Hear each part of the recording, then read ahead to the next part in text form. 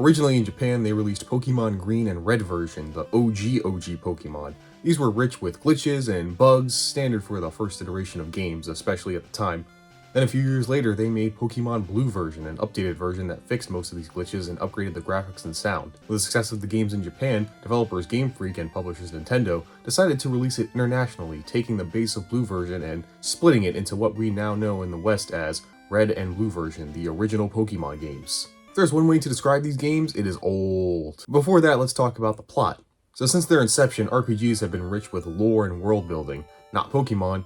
You're a kid who turned 10, and at the age of 10, your parents kick you out and force you to hunt and capture an innocent wild animal so you can breed them for combat. Using your slave, you challenge the 8 gym leaders of the region of Kanye to... Autocorrect changed it to the Kanye region. After beating all the gym leaders of the Kanto region, you challenge the Elite Four, followed by the champion, the strongest trainer in the entire region. Beat them, now you're the strongest, and credits roll.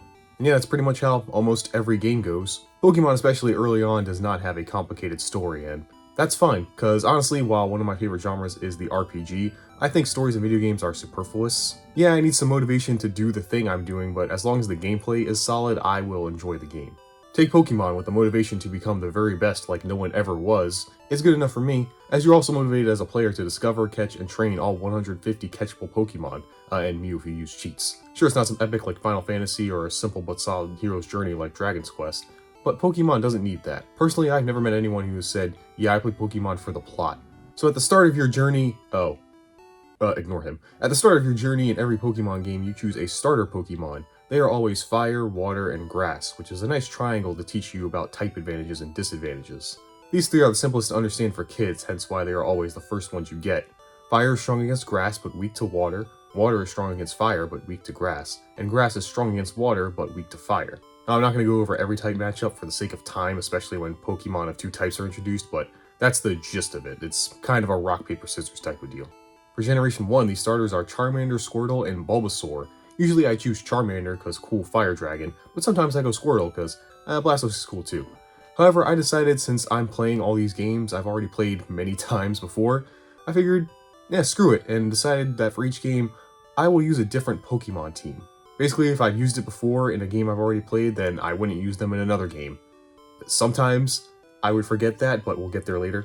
This basically means I picked Bulbasaur, which is usually the starter I don't go for, and I know why. This was a huge mistake.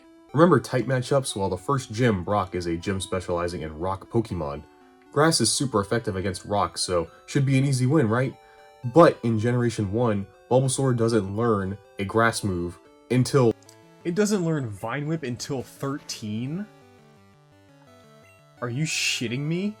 And on average, before that gym, you would be maybe under level 10, which meant I had to grind my ass off to get a move good against rock types. Otherwise, I only had Tackle, a normal type move which is not very effective against rock types. Thankfully, while I own all these games I'm playing to make recording them easier, I am emulating most of them, so I was able to speed up the grinding process. Honestly, if I wasn't, I would have reset and picked Squirtle or something, because he learns a water type move at level 8, and water is also super effective against rock types, and look man, I got 20 of these games to play, I needed to get through this. After that, though, it was pretty smooth sailing. As is the case in most Pokemon games, once it opens up and you can catch a bigger variety of Pokemon, you're able to cover more matchups and won't be caught off guard by a type disadvantage, since you can switch to that one that is super effective against whatever you're going against.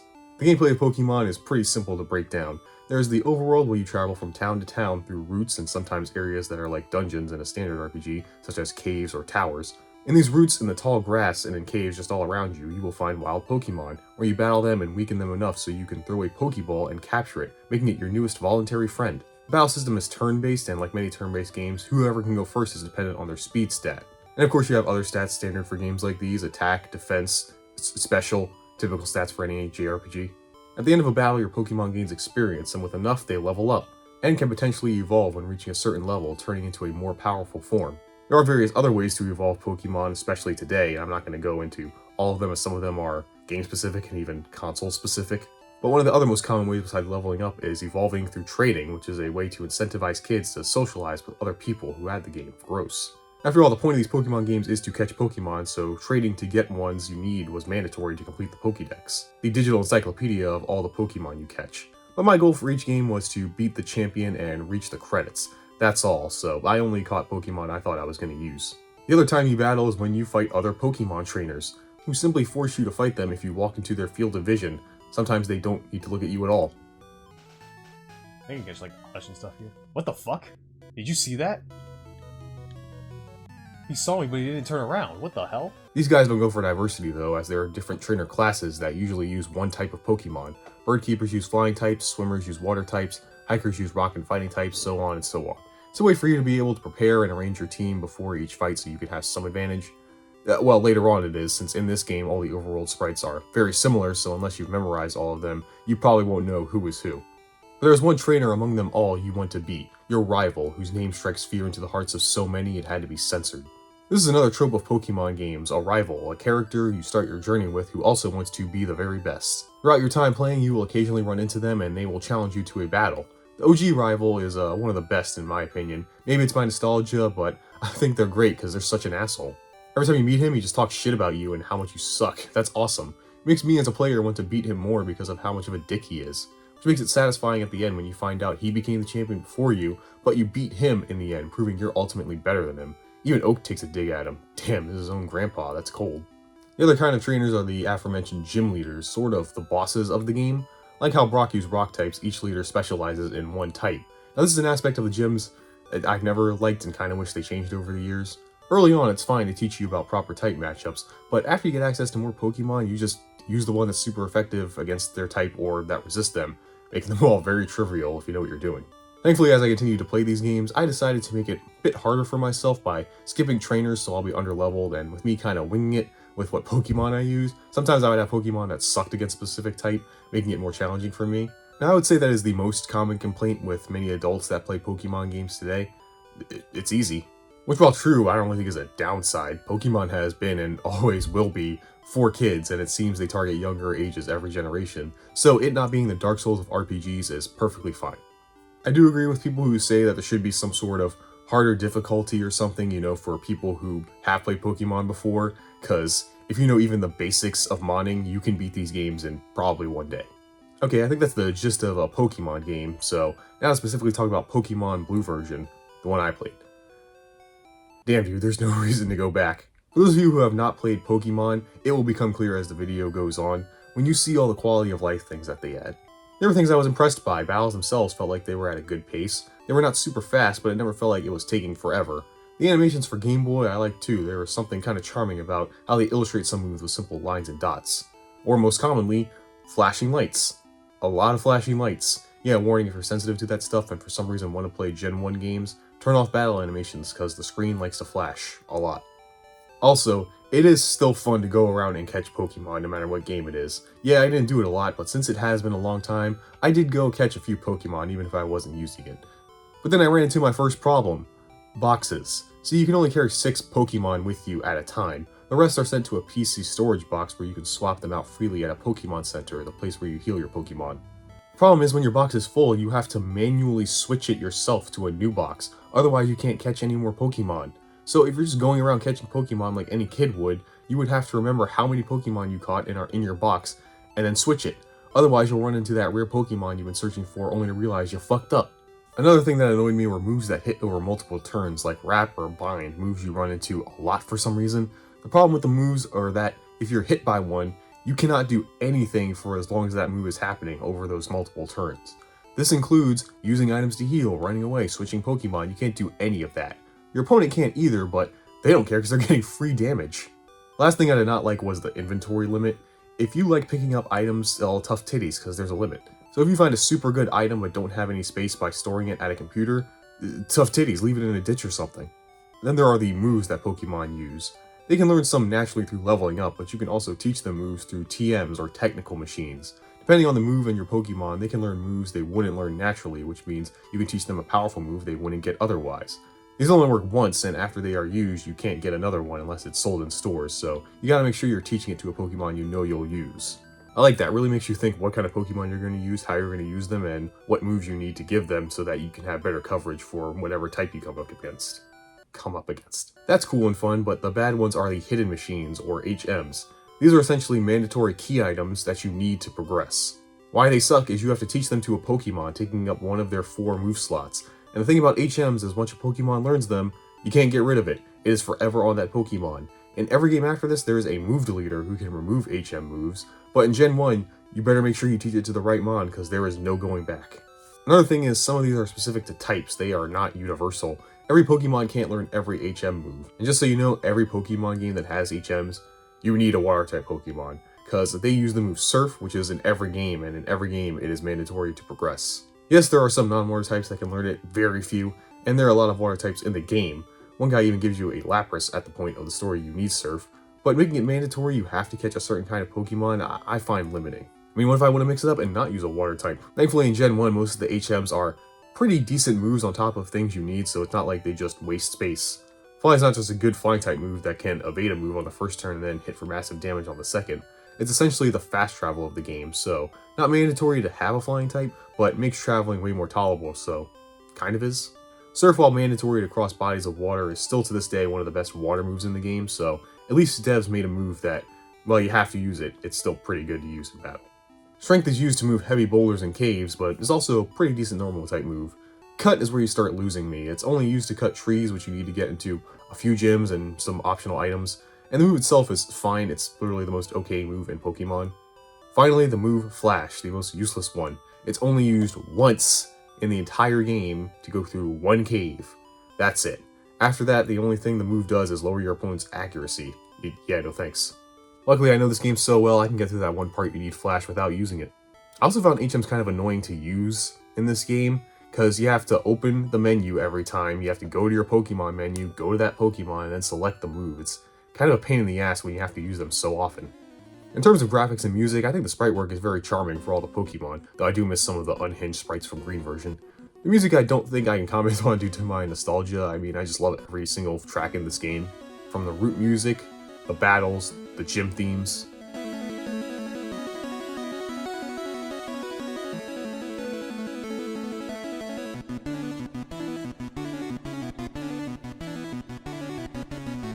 That one town. But yeah, that's Gen 1. In terms of my actual gameplay, there isn't much to say. Like I said before, if you know Pokemon, these are very easy, and after that whole don't know a grass move thing in Brock, I had little to no trouble throughout the rest of it. I just played through the game as I normally would, and if you're curious how my adventures went, I did stream all of my playthroughs of the first game in each generation. You know, that's why I'm in the corner there. And all of them are on my stream archive channel if you're interested. But yeah, that's it. That's everything Gen 1 has to offer. There's nothing else to talk about.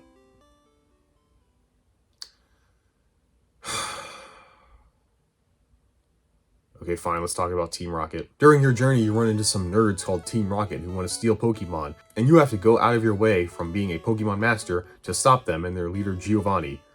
I don't know if this is a hot take, but I hate these evil team sections in Pokemon games. I just don't care. And each team adds something new I don't like about them, so I'll get to them as we get to them. But for the first game, well, I just straight up don't give a shit if Team Rocket is going around stealing Pokemon. Why is that my problem? The only reason I even interact with them is because they actively block me from progressing by blocking off gyms and items I need to get through different routes. Not to mention, like other trainer types, they all use the same Pokemon, mostly poison types. Even Giovanni, the boss, uses ground types, and remember, you are required to have a water type in this game, so yeah, not challenging. He's even the 8th gym leader. Yeah, the Pokemon League has a leader of the biggest terrorist organization as a gym leader. Someone doesn't run background checks.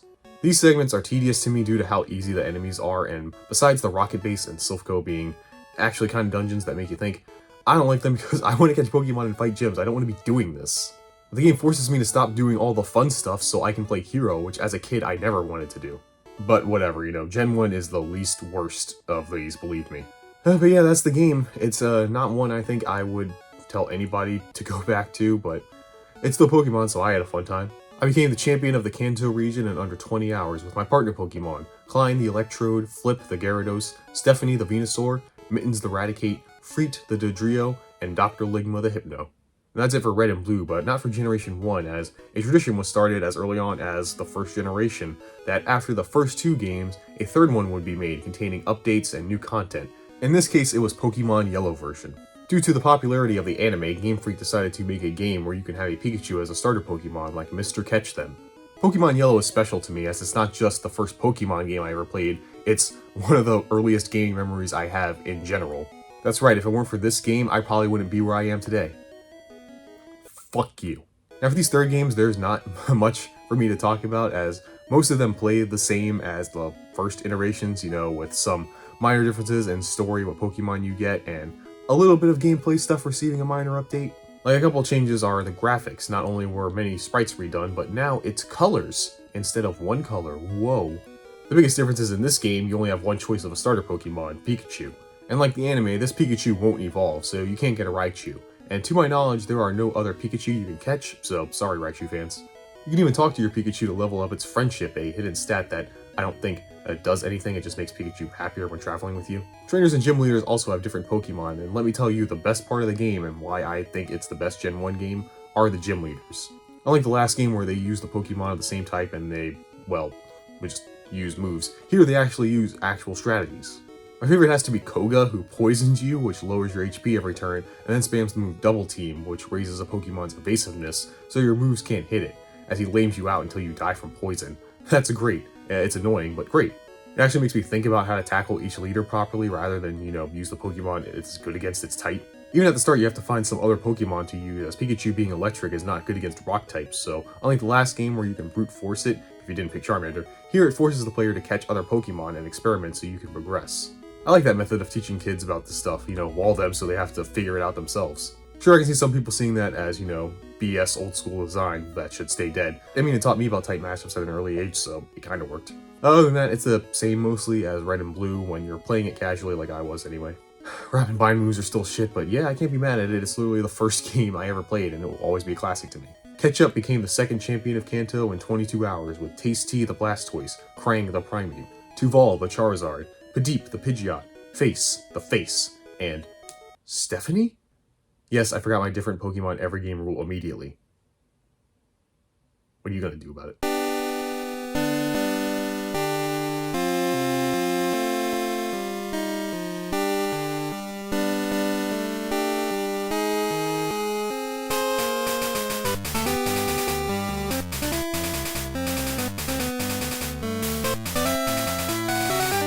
I know to a lot of people it seems crazy today, but when Pokemon first came out, everyone thought it was a fad, that it would only last maybe a few more months tops. Even the developers of Pokemon thought so, and when they decided to make a sequel, they figured, yeah, fuck it, we're probably not gonna get another game, so let's do whatever the hell we want. And then they made what some consider to be the best Pokemon games, maybe some of the best Game Boy games of all time, Pokemon Gold and Silver versions. So just always remember, every game you get badges to be the very best. In this one though, you are in the Johto region, the neighbor to the Kanto region. While Kanto is based on the real Kanto region in Japan, Johto is based on the Kansai region of Japan, which is an area known for having a connection to older Japanese culture, which is why Johto has so many shrines, kimono girls, and such. And I don't know about any of you, well, I didn't know it at the time. This was my first exposure to Japanese culture. Yes, it was Pokemonified, but it was the first time I had seen an aesthetic like this. While appreciating the culture on your journey, unfortunately, Team Rocket is back. Yes, they returned, and they are even lamer. So here's the thing, this game actually has continuity. Something which fans of Pokemon try desperately to pretend Game Freak still cares about, but here it matters. As this game takes place 3 years after Red and Blue, and Team Rocket disbanded after your character in that game beat Giovanni, but now they're back, and their plan is to find Giovanni, who has disappeared because they don't know what to do without him. Yes, that's their plan, that's why they're in the game. They're just a bunch of losers who have this plan to take control of a radio tower so they can send a message out hoping Giovanni will hear it and they can go back to being bad people again. How did you make them worse? Like, it's just a bunch of jobbers that can't think for themselves without their boss. Why should I even bother stopping them? Who cares? Giovanni quit. He's gone. He's got done, He got beat by a kid and gave up like the rest of you should have. At least in the last game when they interrupted my journey, they had a reason, like stealing Pokemon. Here, I have to go out of my way to prevent them from doing a shout-out on a podcast. And surprised they still use pretty much the same kind of Pokemon, 2 different generations, same rat. Another thing I do like about the story is your new rival, Vesuvia. He starts off stealing a starter Pokemon from the lab of Professor Elm and sets off on his own journey for some reason. And he starts off evil, straight up. Unlike Censored from Gen 1, who was kind of a dick, you can still tell he kinda cared for Pokemon. Vesuvia don't give a shit, he wants power, and he wants it now, taking down anyone he considers weak, including you, and he never beats you. The difference is he has an actual arc. It's subtle and can be easily missed if you're not paying attention, especially if you skip an optional fight in the game. I mean, I personally just like how much of a cunt he is, that just makes me as a player want to beat him more, rather than, some backstory about him being Giovanni's kid or whatever. I don't really care about that. Besides that, Gold and Silver is pretty much the golden standard, no pun intended, for what a game sequel should be. First off, there are 100 brand new Pokemon introduced, which is insane, and makes it so the game can have familiar Pokemon we know mixed in with some new ones, as well as new moves, items, and new systems. In terms of the basic turn-based gameplay, that will never change, it's the same in every game. And I'm not saying that as a negative, I'm one of the few people in the world that actually still likes turn-based RPGs. Just in terms of the surface level battle system, not much changes about it. What they do change are smaller things most casuals like myself probably don't notice or don't read too much into if we do. Things like stats of the Pokemon, the way moves work, the trainer AI has changed, and the pace of battles.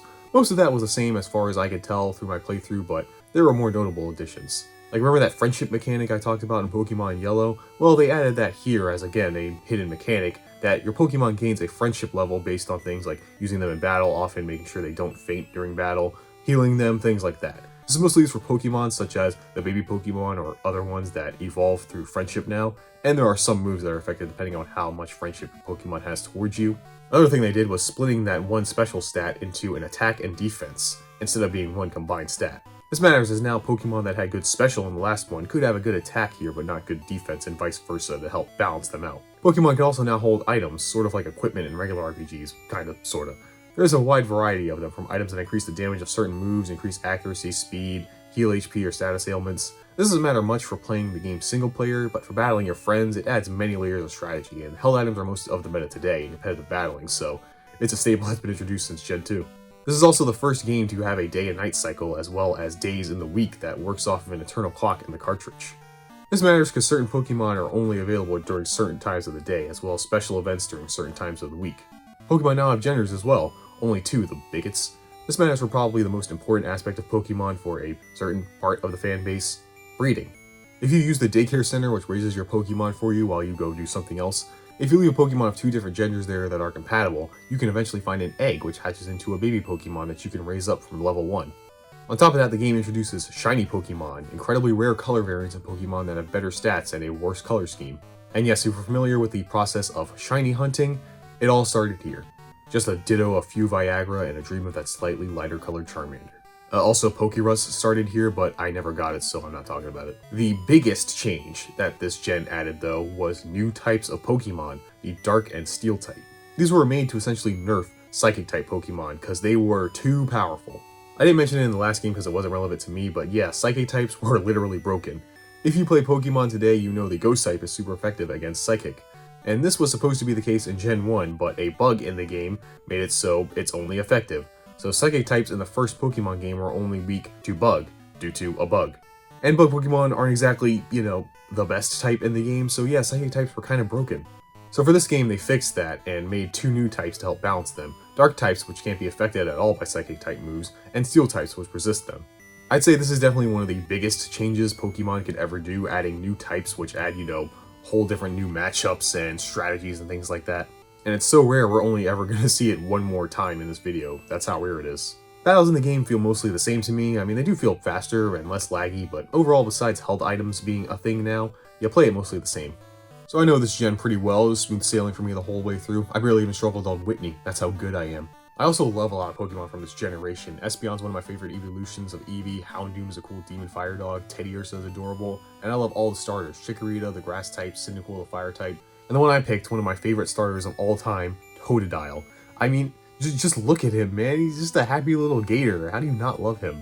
As you can tell on the screen, the graphics of this game are way better. Sprites are not only more detailed, but they're also in full color with excellent lighting and shading and coloring to make them stand out, both in battle and in the overworld. The music is great, and honestly, I can't decide if I like this music better than Gen 1. Like, I like a lot of the tracks. The gym leader music is hype as fuck, probably some of my favorites in the entire series.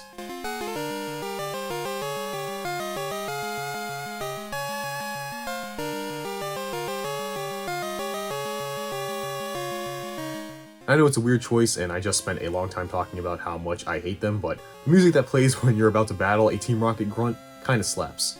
He's hurt like an idiot.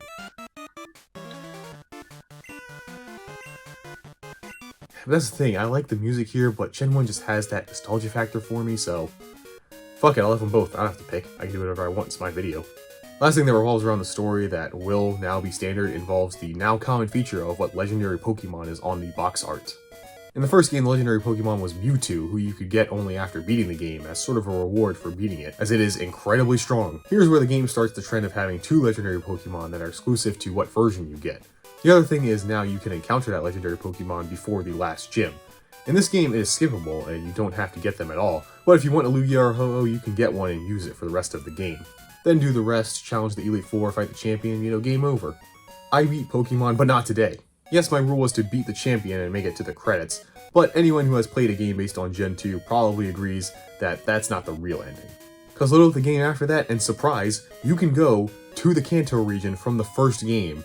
Yes, you can go back to the place from the first game and fight all the gym leaders there, seeing how they and the land have changed in the past 3 years. And here might be one of my hottest takes. I think Kanto in Gen 2 kinda sucks. For one, the trainers are all super low level compared to your Pokemon. The gym leaders are better, but it's still super easy. I guess you could say it's more of a victory lap, but screw that, it's a post-game area. I want challenge. I want everyone to have level 70 Mewtwo's or something. Okay, that's a bit overboard, but something to challenge me a bit. The other thing is all the running around you have to go through to even travel around Kanto. See, you have to again stop some jobber Team Rocket Grunt to restore the power plant so that you can get power back to the region, so then you can get the power to the radio station, so then you can get the radio card, so you can use the radio, so then you can wake up Snorlax using the radio, so now you can travel anywhere by getting through Daylit Cave. All the while fighting low-level trainers. Don't get me wrong, I love this addition to Gen 2. It's the best part and one of the best post-games ever, in my opinion, getting to go back to an area from a previous game and explore it and seeing how it's changed, even to be able to catch all the Pokemon from that generation while you're there. It's just the way they did it left a lot to be desired. At least what you get at the end of it all is iconic. After getting all the Kanto badges and talking to Professor Oak, you get the opportunity to fight Red, the canon name for your character in the first game. This one is Ethan, if you're curious. This is awesome. Getting to fight the character you played as from another game in the franchise is one of the coolest boss fights you can put in a game to me. And he's the strongest trainer in the game. His team seems to more resemble the kind you get from Yellow, since he has a Pikachu and a random Espeon, but despite being the hardest trainer in the game, he's still pretty easy if you know how Pokemon works. Once again, that's fine, and the fact that this is even in the game is amazing of itself, and fighting characters from past generations is something I wish Pokemon kept up in every game, but it's sadly not the case, kinda sorta. Keenan beat Ketchup, and well, it doesn't really tell you your time in Pokemon after beating Red, the credits just roll. So, after beating the champion in 14 hours with Blinks the Ampharos, Clyde the Xatu, Onomatopoeia the Gengar, Common the Scizor, Lemmy the Sudowoodo, and Kel the Feraligatr. After that, they made the third version, Pokemon Crystal version. Now, two big changes you'll notice is that now we have inclusivity, as you can now pick a gender, playing as a boy or a girl. Finally. Another is the slightly updated graphics, the most noticeable one being the Pokemon now animate on screen.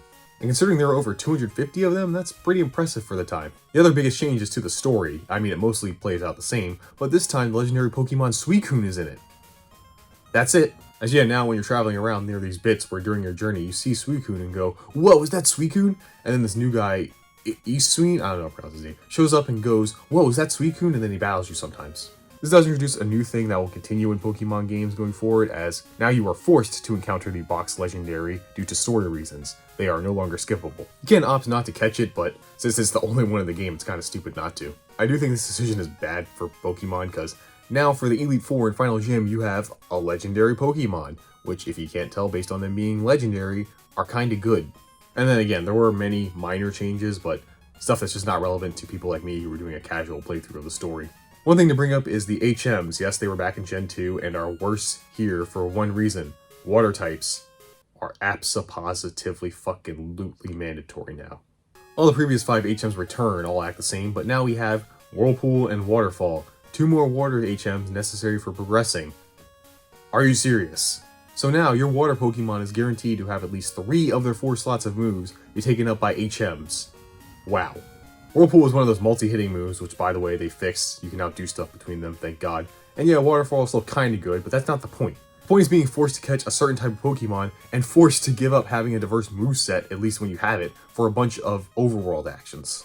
At least I can say they streamlined it now, where you don't have to menu anymore, you just press the A button on whatever you need to do, but it's still annoying. Another thing they kept is the item limit, which I don't care for because I'm someone who always likes holding on to their items. I don't know if the Pokemon box limit thing is still there, since I didn't catch that many Pokemon going forward. But yeah, Crystal, it's pretty good, just same stick, different color. Gen 2, while improving massively in certain aspects, adding new features and having one of the best post-games of all time, it's still an old game that's still kind of hard to go back to sometimes. I mean, I could because I grew up with it, but anyone who's played a Pokemon game past, well, the next generation, probably is better off not really touching these. Effie beat the Elite Four in 20 hours with Mally the Ursaring, Chun the Arcanine, Nash the Noctowl, Philippe the Meganium, Love the Donphan, and Sebastian the Politoed.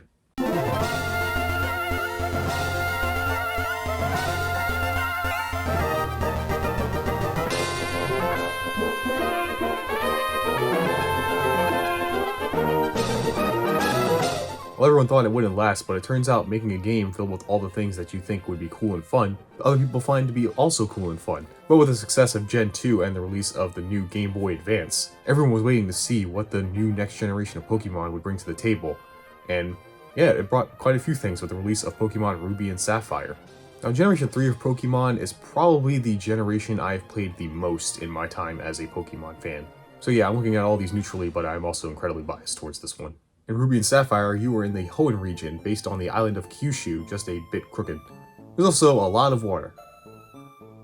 Like a lot. In your journey to best the Beaveri, you come across a new evil team that are version exclusive to each game, which is weirdly something Pokemon has not done since this gen. You have Team Aqua if you're playing Sapphire, and in my case, Team Magma for Ruby. While both teams do appear in each game, the version depends on which one is the team you battle. These guys are even lamer than Team Rocket. I do prefer Aqua to Magma personally. I like the pirate theme opposed to these pajamas or whatever they're wearing. I also find their plan to be stupid. So Magma's goal is to awaken the legendary Pokemon Groudon, who they will use to make more land masses. Okay, is that a problem in the Pokemon world? Are we running out of areas for everybody?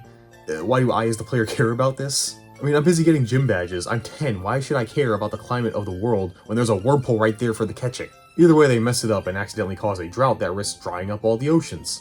Whoops. But yeah, once again, I'm not here for plot, I'm here for gameplay, and yes, being on a new console, we have a significant difference. Obviously being the graphics and music. Sprite work here is great and more detailed from the people to the Pokemon, in battle and the overworld. However, a weird step back is the Pokemon are no longer animated when they come out of their Pokeballs. Why? What happened? The music sounds much better now too. It's still obviously bit crushed a bit, but is more clearer than anything an OG Game Boy can make. This game introduces a whopping 135 new Pokemon, damn. There are still some Pokemon from previous gens available, but a majority of them are new, which I like personally, especially when I'm trying to use different Pokemon every time. Like how the last game had held items, this game adds a new staple feature to Pokemon that adds new strategies called abilities. Each Pokemon now has a passive ability that automatically takes effect during battle, or that triggers when a certain condition is met. For example, every starter Pokemon, like my Mudkip, has an ability when in low HP, its moves of the same type are boosted. This is a universal ability that every starter Pokemon will have from now on. There are abilities that save you from dying in one hit, make you immune to ground type attacks, trap your opponent from switching, lower your opponent's stats. These add so many new strategies into battling, it's kind of insane. Probably one of the best new mechanics to be ever added to Pokemon in my opinion. Now one thing I noticed was that battles, at least to me, felt a bit slower than before. And I think it is because of the updated graphics, as now the animations for them are more elaborate and evolved, which look cool, but I feel slowed the pace of battles. Not to agree where it's unplayable or ridiculously slow, I mean it's one of the faster games I beat for this video. Just turns felt longer to me, but if you're playing casually and not worrying about speed, then some animations and effects can be cool to see and you probably won't really notice. Another new thing they add are double battles, where trainers use two Pokemon at the same time. These are fine, I guess. I think double battles are more interesting when fighting against another human when you're using actual strategies that pertain to using double battles. Against a computer, it just feels like a longer battle because you have to watch 4 animations per turn. Another thing added that I don't really care about, but a lot of those competitive people do, are natures. Each Pokemon now has a nature, and what this means is depending on their nature, they get a boost to a stat and a decrease in a stat.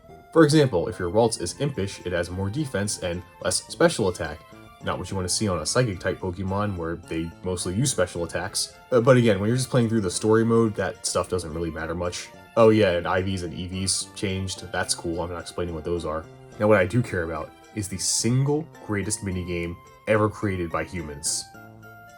Pokemon contests. Want to take a break from battles and stopping terrorist organizations? Try a contest, where the goal is to show off your Pokemon and win ribbons. Fuck yes. This is a completely optional minigame that I love. How it works is you increase your Pokemon's new stats that are exclusively used for contests, its coolness, its cuteness, smarts, toughness, or beauty. You do this by making Pokeblocks using this little mini game with the new berries. Yeah, berries are a whole thing. I don't find that interesting except for contests, so I'm not talking about it. These stats are mostly used for the first round to judge how well you've raised your Pokemon. Then the best part comes in the second round, where you use your moves that are usually used for battle to appeal to the audience.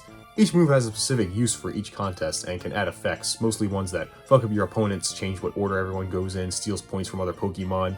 There's surprisingly a lot of strategy and also a lot of RNG, and to me it's a perfect balance. When I was a kid, I spent way too long doing these after I beat the game, and honestly, I had to stop myself during this playthrough, otherwise I would never get this video done. I would have legit done them all.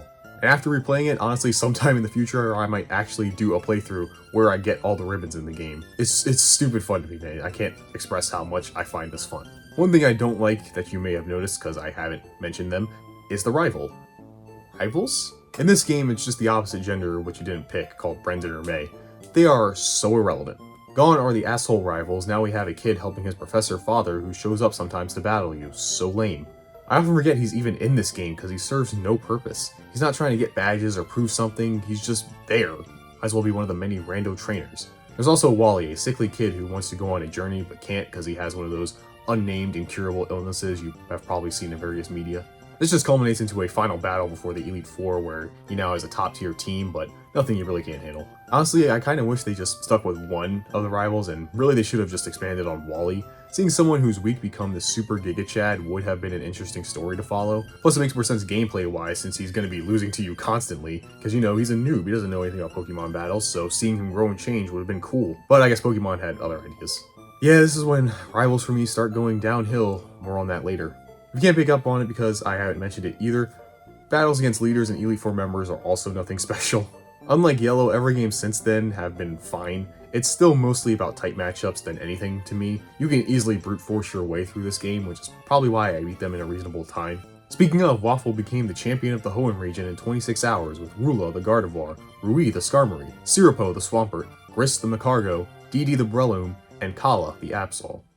Then 2 years later, we got Pokemon Emerald version, or should I say, Double Battle version. Cause my god, they reworked this whole game so every route has multiple double battles. So many double battles. I get it guys, it's the new hotness. You don't have to show it in my face. At least Pokemon are animated again. You know what else they shove in my face besides double battles? HMs. My nemesis. A previous fight returned along with a new one, a fighting move, Rock Smash, which is okay. Fuck. Dive. This piss-shitting move is the bane of my existence. Why? I don't really have a reason. I just hate it because it continues to emphasize how much a water type is needed. Did you pick a water starter? Well, get fucked because those cool moves that you wanted to learn, can't learn any of them. And considering how moist this region is, you will need one. I hate it. Anyways, there is a major story difference in this game, in that Team Magma and Aqua are both baddies in this game, so you have to fight both of them at the same time. Yay. Also, there's this weirdo Scott who sometimes just comes up to bother you throughout the story to set up the Battle Frontier, the post-game thing in this game.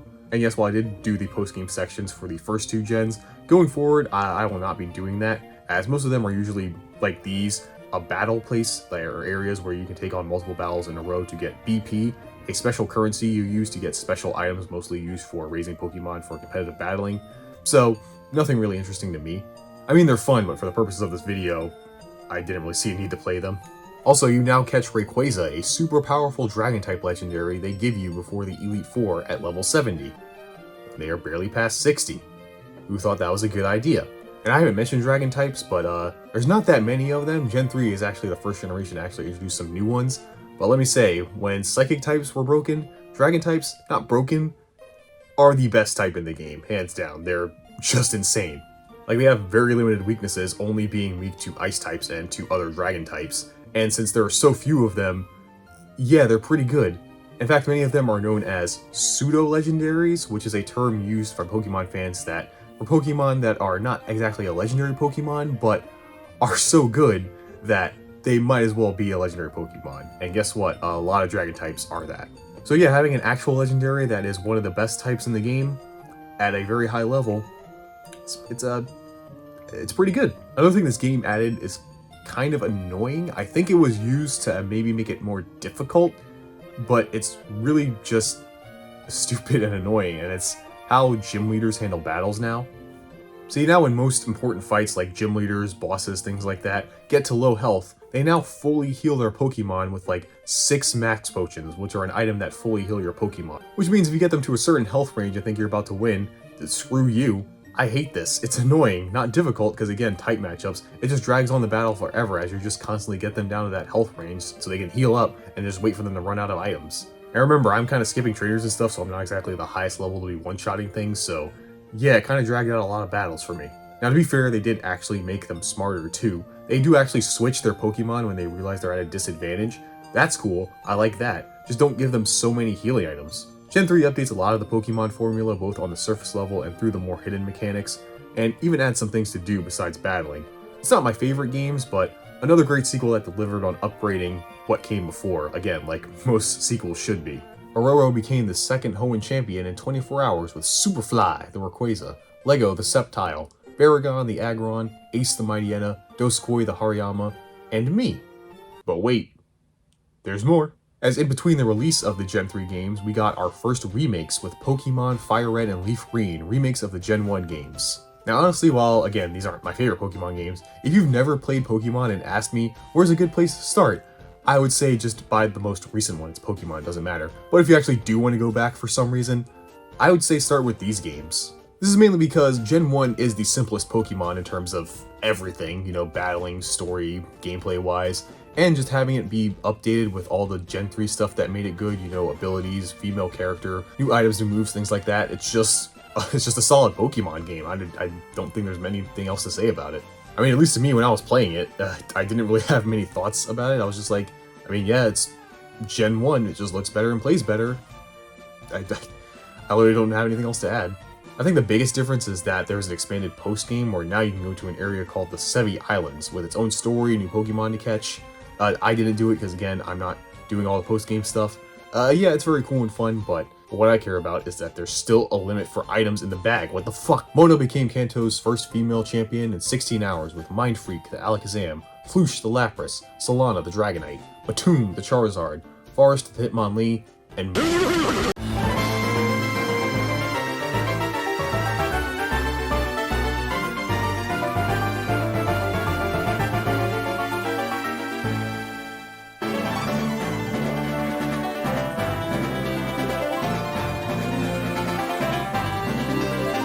Well, after the GBA's life cycle, they released the DS. We got 2 screens now. 2 screens. Sounds like 2 more Pokemon games to me. Now, I don't know if this is a hot take, but in my opinion, Gen 4 is the worst gen, at least in terms of gameplay. Now, I'm not saying these games are bad. These are not bad video games. They're still good. Just compared to the other Pokemon games, I think they're the worst ones.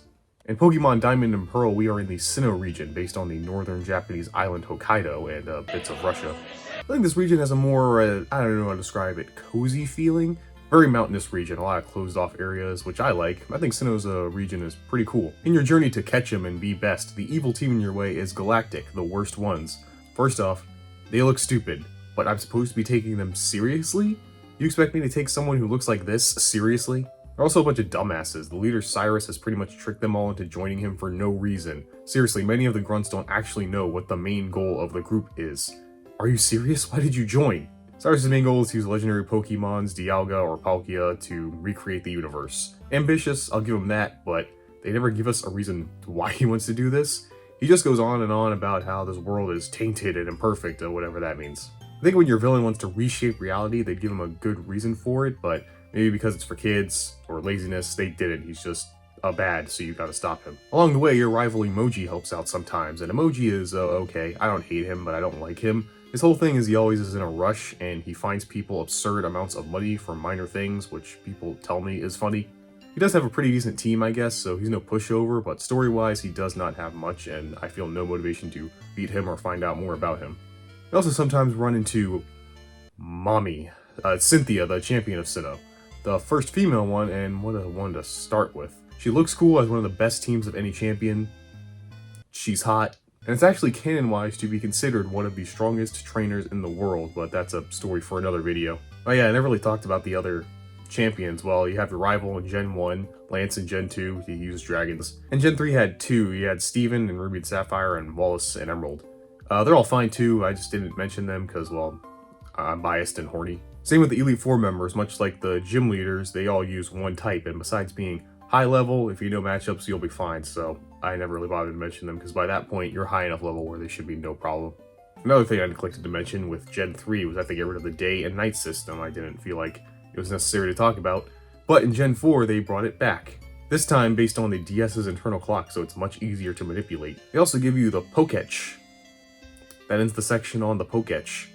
Graphics are better, I guess? I mean, they kept the 2D sprite look, of course, but the sprites aren't as big of a jump like it was from Game Boy Color to Game Boy Advance. Yes, they are more detailed, just not a huge whoa jump as before. It kind of feels like since the DS has the ability to render 3D, they didn't know what to do with it yet. It's there, but it feels like since they stuck with the sprites, the 3D models look out of place.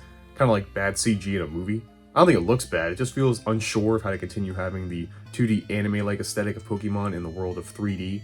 Gameplay-wise, you can tell they are starting to run out of ways to keep it fresh, as here the only significant change is distinguishing moves being physical or special by the individual move rather than by type. Let me explain. Remember that special stat I talked about a while ago? Well, that affected special moves, and special moves were determined by type. So the ones considered special were water, fire, electric, psychic, dark, ice, grass, and dragon. The easiest way to remember this is special moves were anything an Eevee evolved into, plus ice, grass, and dragon. Though it's kind of confusing to do that now, since in Gen 4, when they got rid of that, Eevee could evolve into an ice and a grass type, so where's the dragon one? And every other type was considered to be physical, which were normal, fighting, flying, ground, rock, bug, ghost, poison, and steel. Now from Gen 4 onward, a move is determined to be physical or special based on if the move would actually touch the opponent, sometimes. So now punch moves like Fire Punch, Ice Punch, and Thunder Punch were all considered special in Gens 1, 2, and 3, but from Gen 4 onward are physical due to, well, they're punching someone. While moves that attack from a distance like Hyper Beam were considered physical because they were normal type, but after Gen 4 are now special since it's a move used from a distance. This change is fine, it's not like abilities or held items adding all of these new layers to how you approach a battle between you and your friend. It just makes you think more about which moves to teach your Pokemon, which is cool, I guess, just not as big of a shakeup as, previous mechanical changes. Speaking of battles, alright, let's talk about it. The one thing everyone remembers about these games are the pace of the battles. Oh my Arceus, what happened? For some reason, the HP bar decreases at a fixed rate based on the amount of HP the Pokemon has. So the more HP it has, the longer it takes to deplete. The most infamous example of this is when you fight the Pokemon Blissey, which has the highest HP in the game.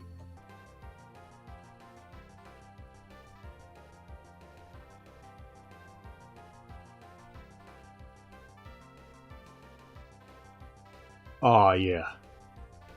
That's the good stuff. It's fine early on, but in the late game when Pokemon start to have more health, battles start to become a bit more tedious. It legit made me avoid trainers more than usual because I knew I would get into a slow battle. But the game can even run slower outside of battle. Other Pokemon games ran at 60 FPS, but here it runs at 30. You also walk and run slower than in any of the other games. And surfing?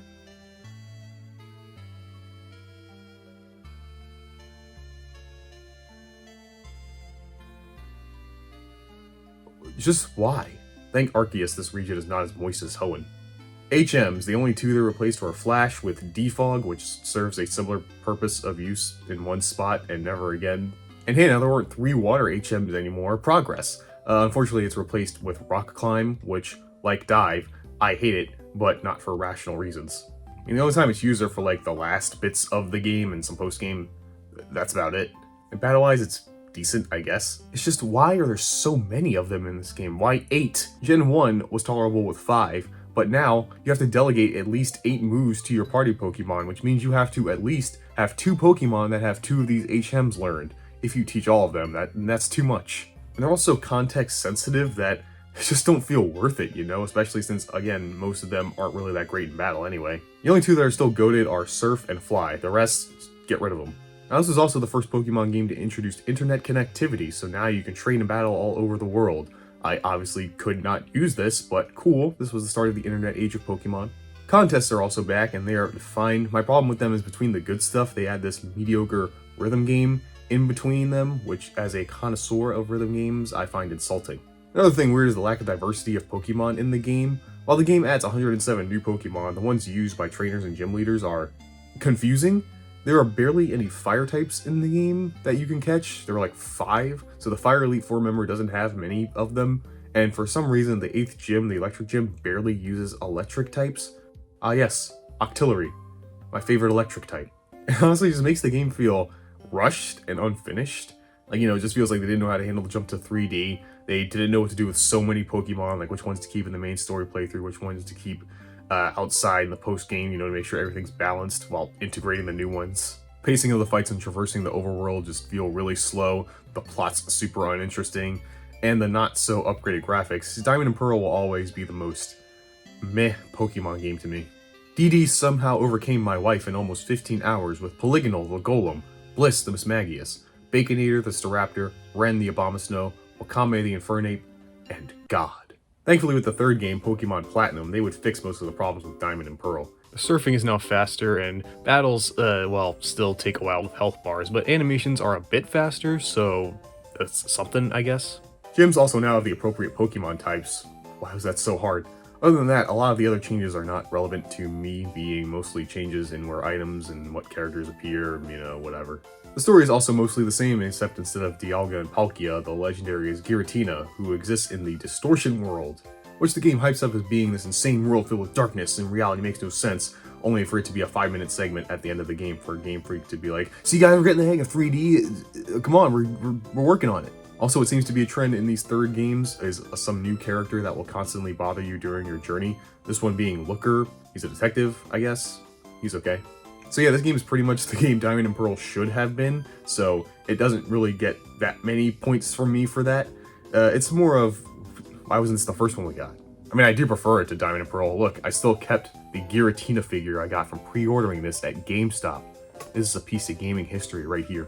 Newt somehow beat my wet dream in 12 hours. Wow, the pace really cut down some hours. With Yokester the Togekiss, Little P the Empoleon, Bap the Garchomp, Pooh the Medicham, Raphael the Roserade, and Priya the Rhyperior. And then, like Gen 3, Gen 4 had a remake, this time of the Generation 2 games with Heart Gold and Soul Silver, the best Pokemon games. Which is, in opinion, it's the wrong one. Now, the only reason I think most people say these are the best games is its main feature. You can walk around with your Pokemon. Yes, every Pokemon made up to this point, including Gen 4, all 493 of them, have a sprite that follows you around. So it's the best game ever. Okay, yes, I do like this feature too, and it is something everyone has screamed about for years, which does return, kind of, but not really. But, the rest of the game is just kind of... It's alright, it's just Gen 2 with the Gen 4 system. It's based on Platinum, thank Arceus. I mean, I don't see how people can say this is the best game when they actually forced Rock Climb into it. No. Honestly, the only thing I think it added with the DS was that the touchscreen menus are pretty nice. It makes it a lot faster to go through them. As well as the 3D integration is much better here, probably because they already had a good 2D base to go off of and they already had experience with Diamond and Pearl. And yeah, the remix tracks in the game are pretty good. Oh yeah, I never talked about the music in Sinnoh. It's fine, not my favorite. The only track I vividly remember is Cynthia's theme for reasons I hope I have outlined. But yeah, like Fire Red and Leaf Green, it's the game it's remaking. It's got better graphics, better gameplay. If you want to play Gen 2, play this one. No, I'm not talking about the Pokewalker. It doesn't matter playing this game today, you don't need it. Another thing they add is this minigame called the Pokeathlon, which I don't like. It's just a bunch of touchscreen minigames that make my hand hurt after a while. So, nah. I like Heart Gold and Soul Silver as games, they're great. But the best? Maybe top 5. Let's be honest, the best thing Gen 4 added was getting rid of the item limit. Thank God, why did that take so long? Ella beat the Elite Four in 11 hours, not counting Cantil and Red obviously, with Gaiden the Crobat, Onahole the Victory Bell, Soup the Quagsire, Mesa the Umbreon, Poto the Typhlosion, and Jinx the Jinx.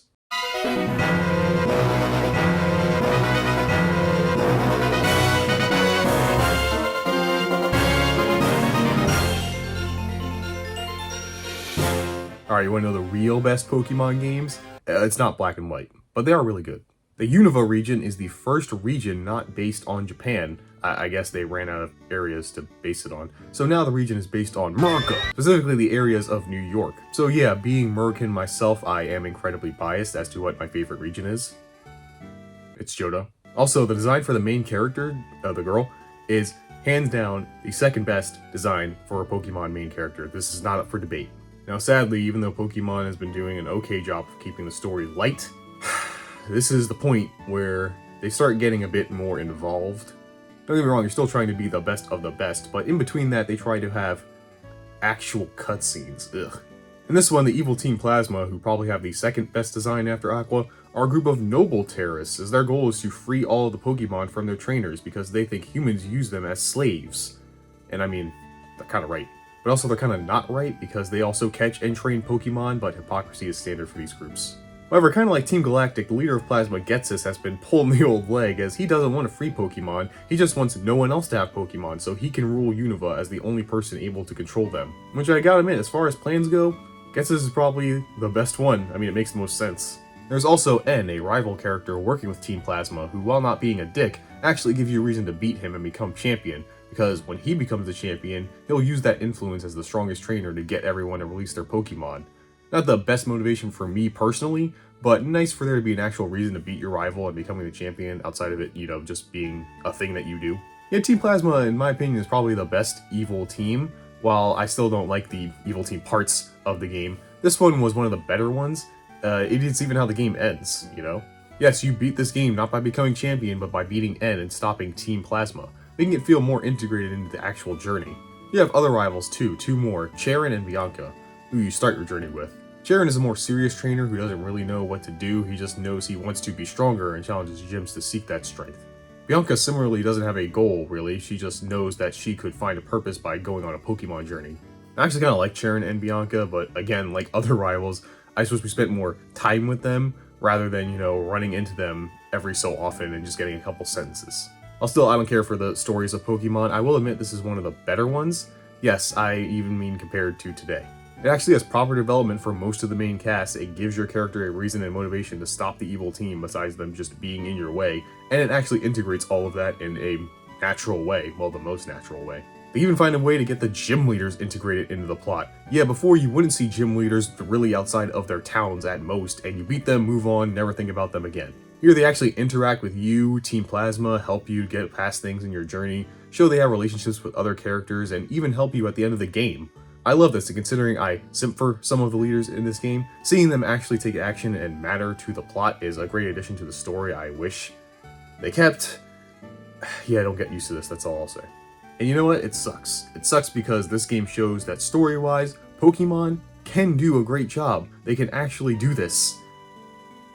But for some reason going forward they don't. And then gameplay-wise, yeah, unfortunately we're kind of stuck. There's no new mechanic added to add any new strategy or ways to play, and that will continue to be the case going forward. However, the game does improve in other aspects, so that stuff doesn't really matter as much when you keep playing it. First, the graphics. Holy shit, Game Freak really got a handle on the 3D here, and now feels so much better integrated into the game. It's no longer, oh hey, some 3D with sprite art, that's neat. Now, oh my god, they did all this with 3D and sprite work? How the fuck? Sprites themselves look better than ever, like Skyla and Aplpha, beautiful, but now Pokemon are fully animated throughout the entire battle, now adding more personality and energy to the fights. And yes, every Pokemon introduced up to now is capable of this, including the 156 new Pokemon introduced. Yeah, this is pretty much an entire new generation of Pokemon. With all those new Pokemon, they cut the rest of them for the main game anyway. Until you beat the game, you can only catch one of the new Pokemon in Unova, which sure, some might not like, their favorite Pokemon can't be caught right away. But I like this. It makes people familiar with Pokemon at this point try new things and figure out new teams and strategies based on Pokemon they've never seen before. Music is some of my favorite in the series, from the town music, the roots, the battle music.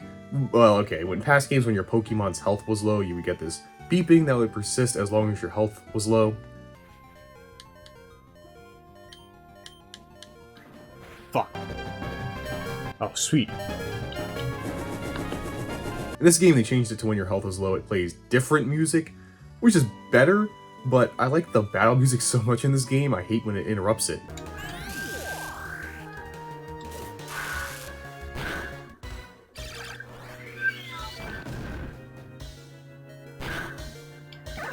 Especially how the music changes when you reach a gym leader's last Pokemon to emphasize how this is the final push toward victory. It gets pretty hype.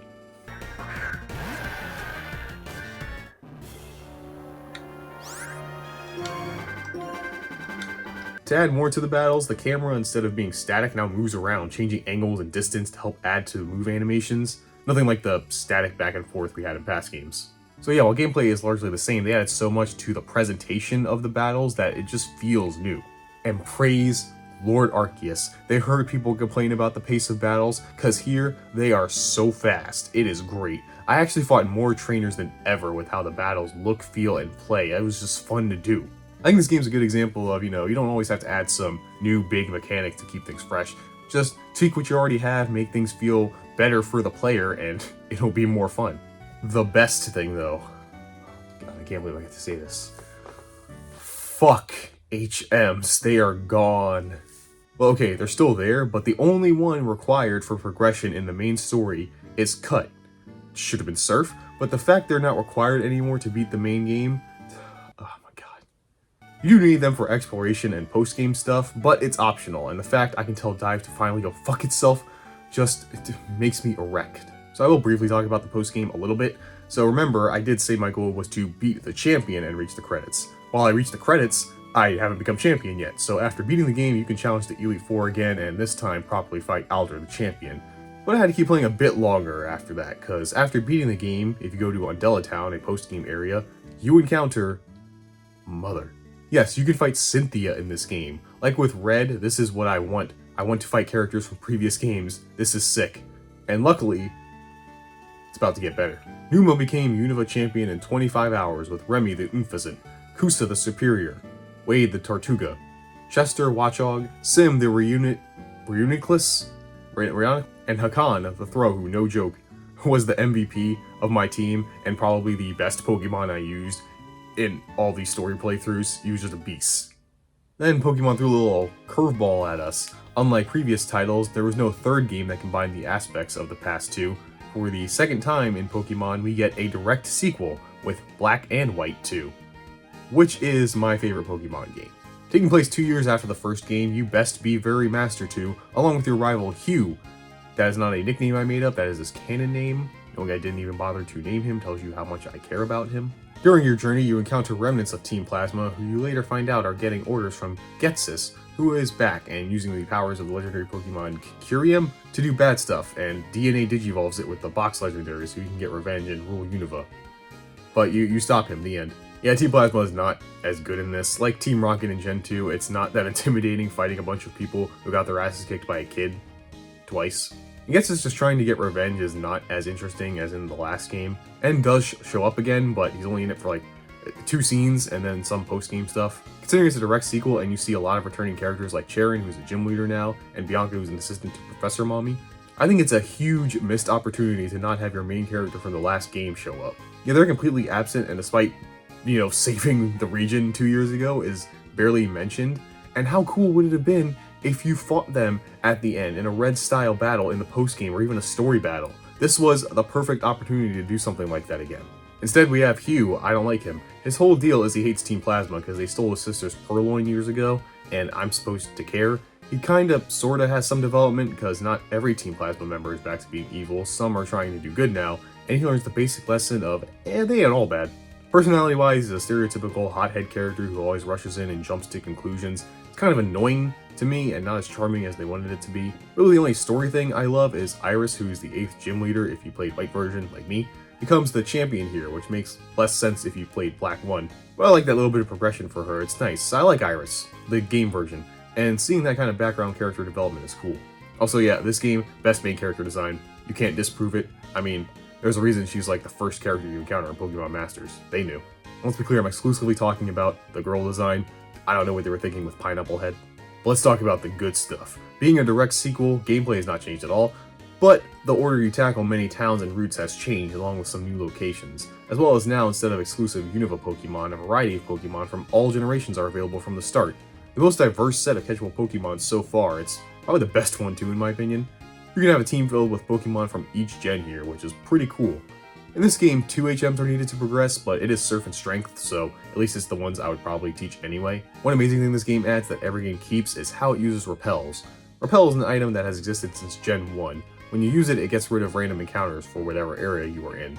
These are very useful for dungeon areas like caves and when surfing, times you want to encounter wild Pokemon but maybe don't want to. It is probably one of the most useful items in the game, and before Black and White 2, when a Repel ran out, you would have to open the menu, go to the bag, use the item again, and back out. Tedious, but necessary. Here, when a Repel runs out and you have more in your bag, a menu pops up that lets you just use another immediately. This is one of the best features Pokemon ever added. That is not a joke, that is not sarcasm.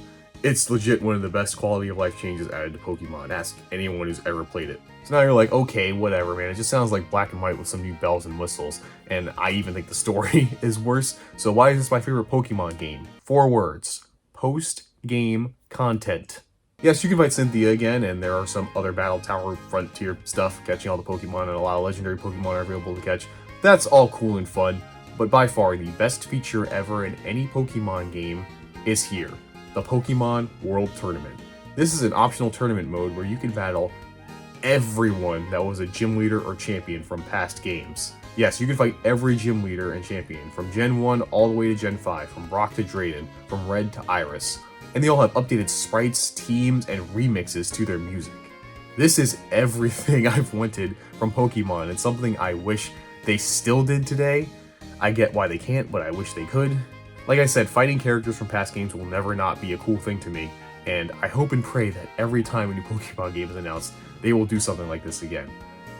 But unfortunately, it doesn't seem like it. If they do, could you guys just add the Elite Four members next time? It is kind of weird that they're absent, and it would be cool to see them again, considering, you barely ever see them until, the end game of Pokemon. The World Tournament plus the variety of Pokemon, it is still a smooth and great looking battle system of Black and White 1. The music, the character design is one of the best mini games where you make movies, and all the other post-game stuff you can do is why this is my favorite Pokemon game. This is the actual best one. I'd say the weakest part is the story, but I never cared about the story anyway. Play this game, play even Black and White 1, best gen, best games. Eevee became the 4th Unova champion in 12 hours with Bacon Bits, the Emboar, Denki, the Electivire, Momo, the Azumarill, Scrub, the Excadrill, Tikal, the Sigilif, and Zoroark, the Zoroark. I forgot to nickname it, okay? I'm 12 games in. I can't play perfectly all the time. I unlocked easy mode. How do you make Pokemon easier?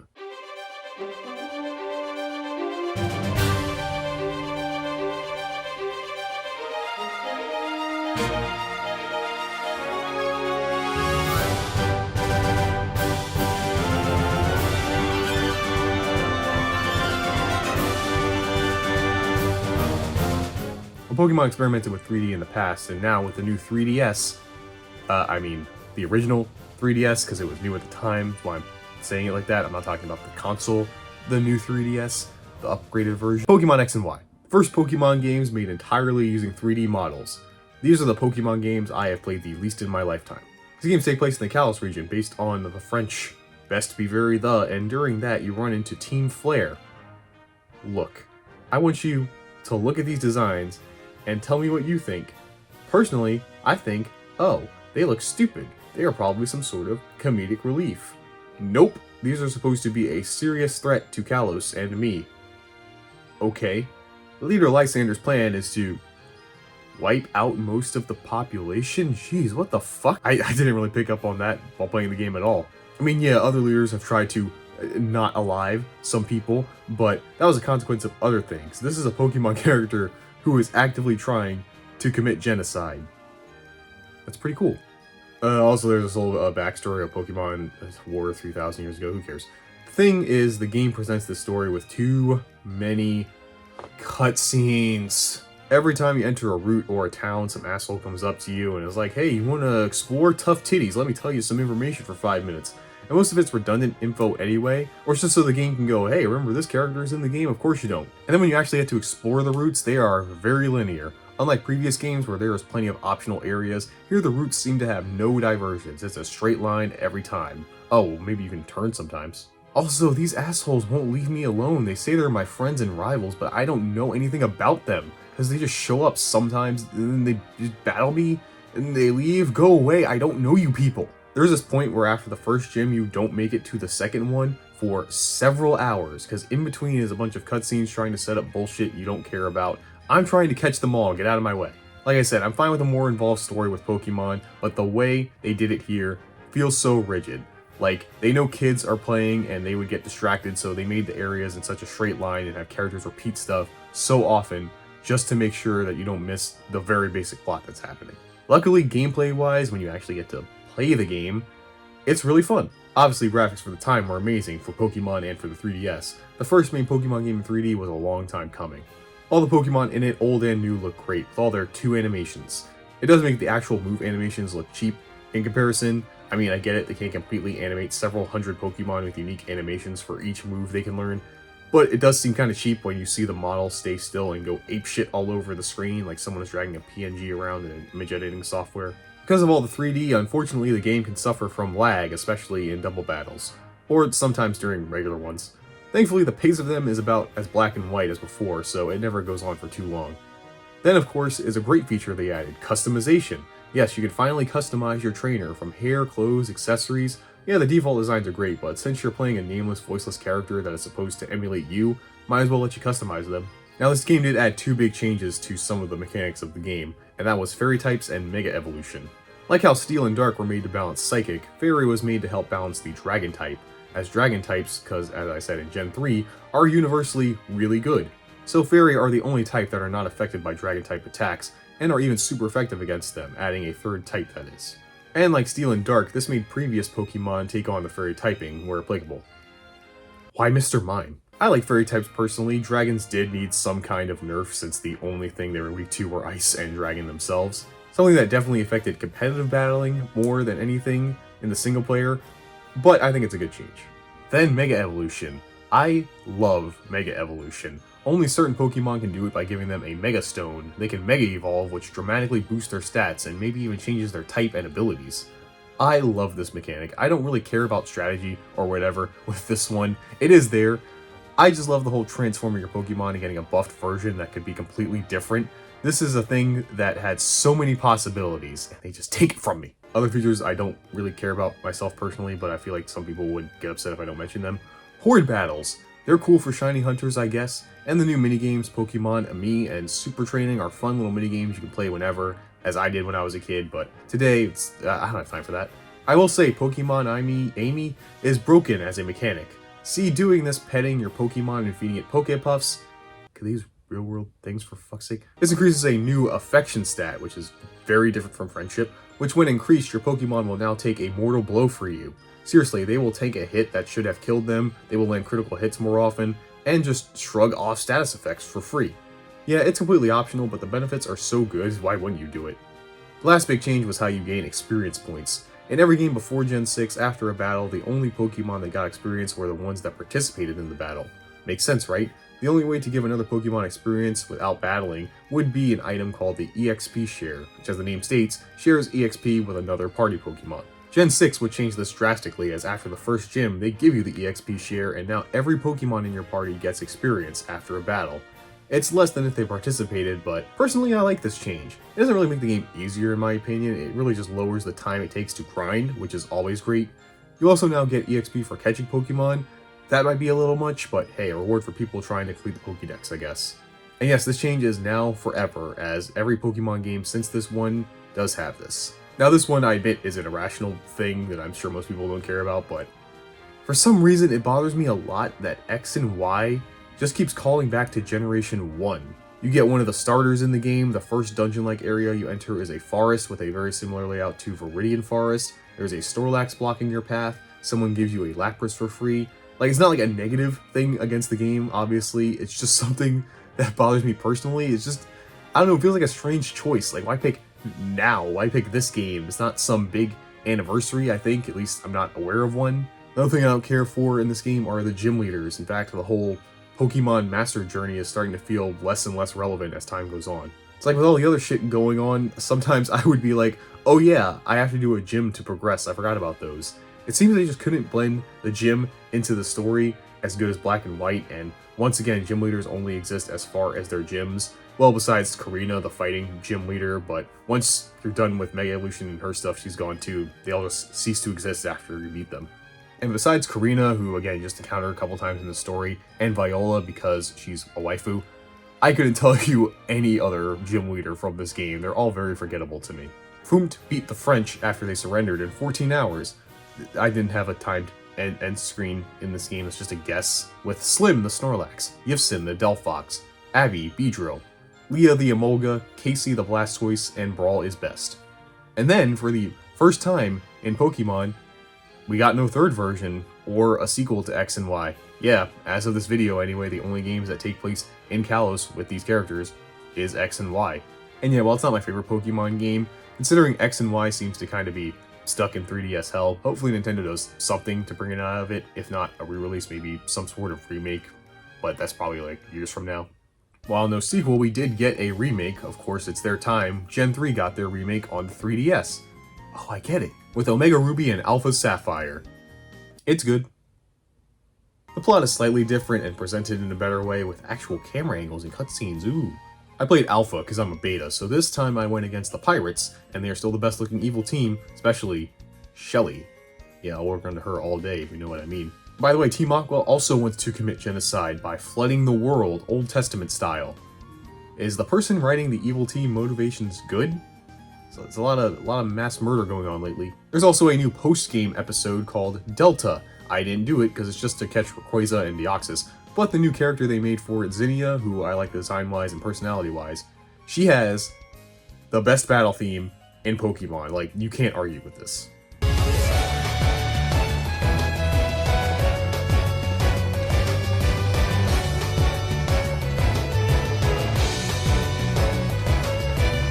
Also, the game, for some reason, in the middle of the story, gives you a legendary Pokemon, Latios or Latias, depending on which version you're playing, which is a Psychic Dragon type. You know, those two types that were so overpowered they had to make new ones to nerf them? Yeah, once you get this, welcome to baby mode. Other than that, the game just adds, fairy typing for certain Pokemon, the new EXP share stuff, and Mega Evolution with some new ones. They also weirdly got rid of Flash as an HM for some reason. I mean, cool, but that wasn't the problem one. But thanks guys, I guess good to see you're listening. Oh yeah, I didn't mention HMs and X and Y because they didn't really bother me there. I actually don't even remember using them at all. I did teach them, but just not in my memory. Rita became Hoenn 5th champion in 10 hours. Yeah, the EXP share really makes this game go by fast. With Colonel the Blaziken, Jane the Swellow, Doug the Sandshrew, Miles Tails per minute, Miss B Ludicolo, and Safe Search, trust me.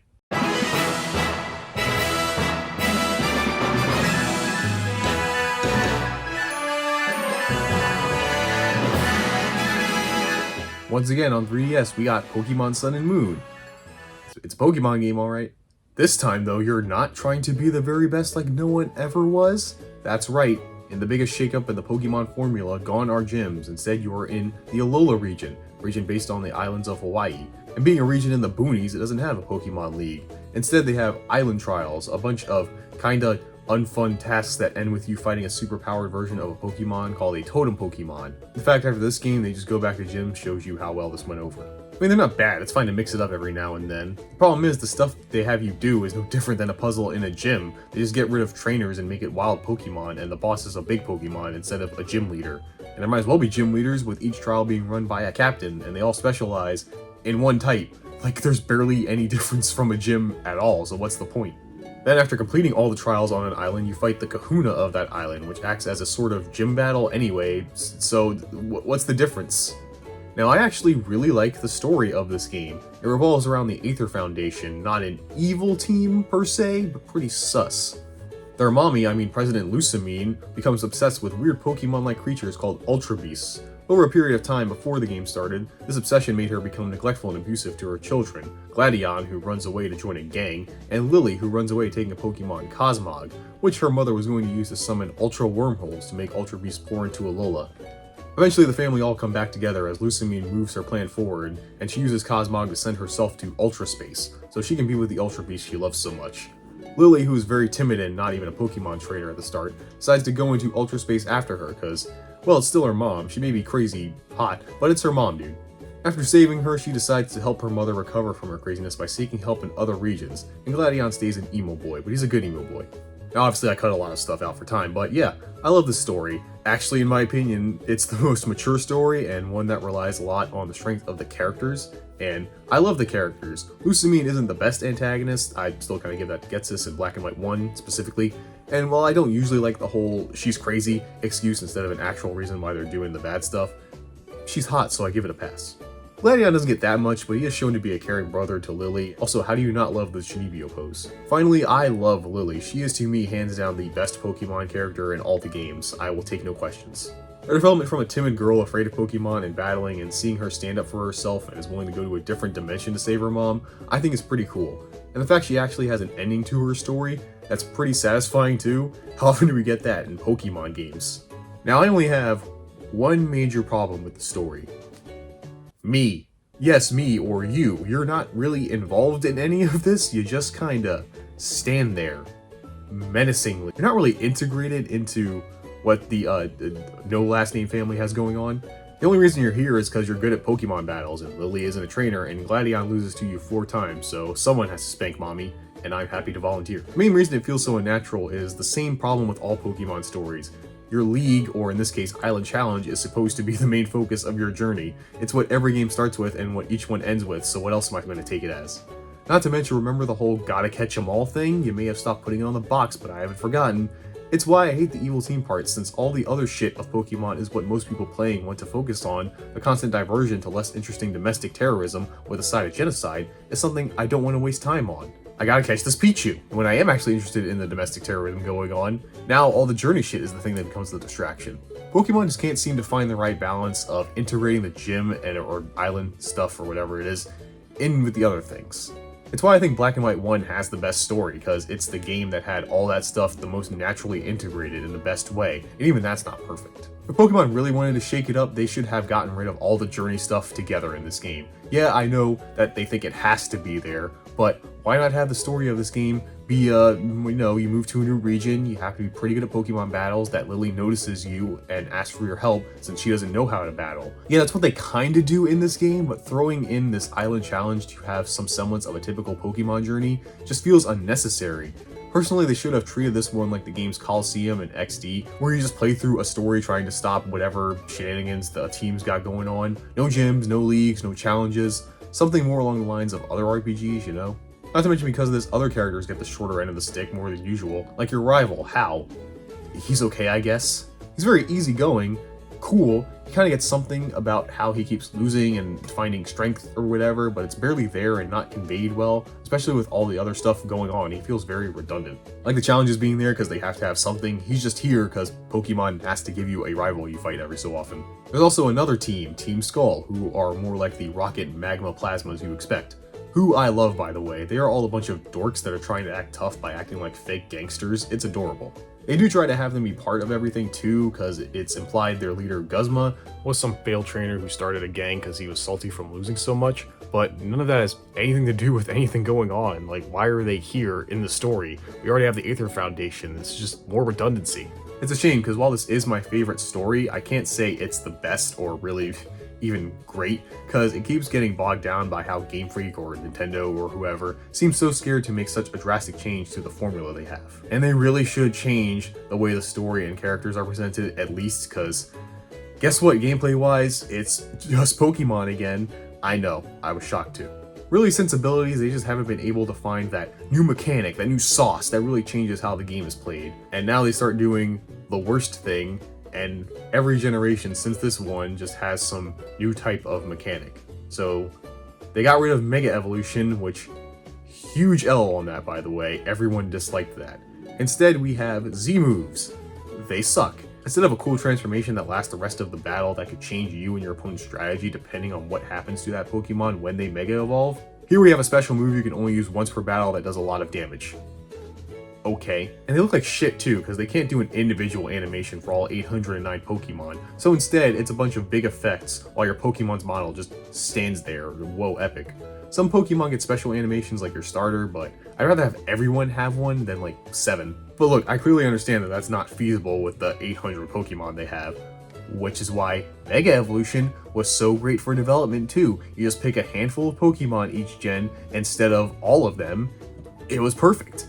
Now look, not everything they added is a negative. There are some great stuff that I'm glad they added to this game. One thing they added that will keep being a thing are regional variants, which is a cool concept. Like how different real-world animals' traits adapt depending on what environment they are raised in, Pokemon now do the same, and instead of having the same Pokemon from before, regional variants not only look different but have different types, moves, abilities, stats. It's essentially a different Pokemon. I love these. It's a great way to bring back older favorites, but have something new at the same time, like Alolan Exeggutor. What a chat. Another great thing they added was thank Lord Arceus. He heard our prayers. Game Freak heard our cries at the sight of Rock Climb as we finally got rid of HMs. They are replaced by Ride Pokemon. Yeah, that's cool and fun. But look, I don't have to have a Water type anymore if I don't want one. I mean, I did because I chose the Water starter Pokemon, but I didn't have to. I didn't even need a Flying type if I don't want one. Well, I did too. Old habits die hard, okay? I'm just glad that I can now have variation in my team, not restricted by needing to progress, instead of having 3 Pokemon I actually want and then 3 HM friends. Sun and Moon is a mixed bag for me. Its story just falls short of being what I want in a Pokemon game, and gameplay wise, it's still the same shit as it was 20 years ago, which yes, I like how Pokemon plays, obviously, I'm still playing it today, but it's been a long time since it's actually changed any kind of way the player tackles the campaign specifically. Burger became the first Alola champion in, it was like 15 hours I think, with Grimace, the Alolan Muck, Mayon, the Primarina, Macho, the Machoke, Cheese, the Alolan Raichu, Tender, the Fearow, and QB, the Destroyer. It's been a while, but we did actually get a third version for this gen. And a fourth with Ultra Sun and Moon. Yes, they upgraded both versions just so they can take more of our money. I mean, it worked, but still. Like the previous third versions, this one has pretty much the same story and progression with some slight deviation. It's honestly so little, and unless you played the first game, you wouldn't really notice much of it, so I'm not going to describe every single difference. One thing I liked is the presentation has been upgraded with battles. I think the UI is better, and now on routes you can even see Pokemon wandering around. It makes the world feel more alive. You also meet these nerds called the Ultra Recon Squad who come from Ultra Space. They're okay, I guess. As well as you getting to explore more of Ultra Space with forced 3DS motion controls. Oh, now it's a Nintendo game. Now again, I didn't do it. I kind of wish I did because the post-game for this one is kind of nuts. It involves you fighting Team Rainbow Rocket, who is, I shit you not, an alternate reality Team Rocket headed by an alternate reality Giovanni who wants to make an army of Ultra Beasts. And he summons all the past evil team leaders from alternate dimensions where their plans actually worked so he can capture the Ultra Beasts. Now that is pretty awesome. I mean, it's like something out of a comic book. Pretty crazy and out there post-game, especially for Pokemon. Kinda wish the main games were this creative. Other than that, there's Mantine surfing, hard pass on that. Then all the usual stuff, more Pokemon to catch, new legendary, new fights, standard updated version. Burger became Alola's first champion for the second time with Mustard, the Alolan Dugtrio, Nungut, the Decidueye, Bell, the Alolan Persian, Poplar, the Crabominable, Fry, the Vikavolt, and Donald, MC. Even after the updates, Gen 7's still a mixed bag to me. I like a lot of the story stuff it tried, but it fell flat on the delivery, and while the gameplay is still fun, it needs something to make it interesting again. I don't think they need to remake the whole engine or anything of Pokemon. Again, just needs some new mechanic or new twist to help liven things up. But instead they just made it like Pokemon Go. With the release of the Switch, everyone was hyped for what the next generation of Pokemon would look like on the new console. So yeah, we didn't get that. Instead, we got another remake. This time of Pokemon Yellow with Pokemon Let's Go Eevee and Let's Go Pikachu. Now with Pokemon Yellow being one of the most important games to me, you'd think, I'd love this. But nah, this ain't it, Chief. So it's weird, this game isn't really a remake. I mean it is, but it's also kind of a soft reboot, but also a sequel, kinda? It's very confusing. Unlike Yellow being just Red and Blue with Pikachu, here this game takes place after Red and Blue, I think, because you run into Censored, but he's clearly finished his journey, but he's not gym leader like he is in Gen 2. But Team Rocket is still here, and they're doing the same shit they did in Red and Blue, like nothing happened, but like that's clearly already happened, because you even find Red, too, he's in this game. You know, this and the fact that they will nonchalantly just throw in alternate realities out of nowhere is why I don't pay attention to the continuity of Pokemon. Now look, this game is fine, I just don't like it. Now before I could argue with people that would say, oh, Pokemon's so easy, I'd be like, is it though? This game though, is way too easy. Not because of AI, not because of Pokemon or whatever, it's because you become super overpowered just by playing the game normally.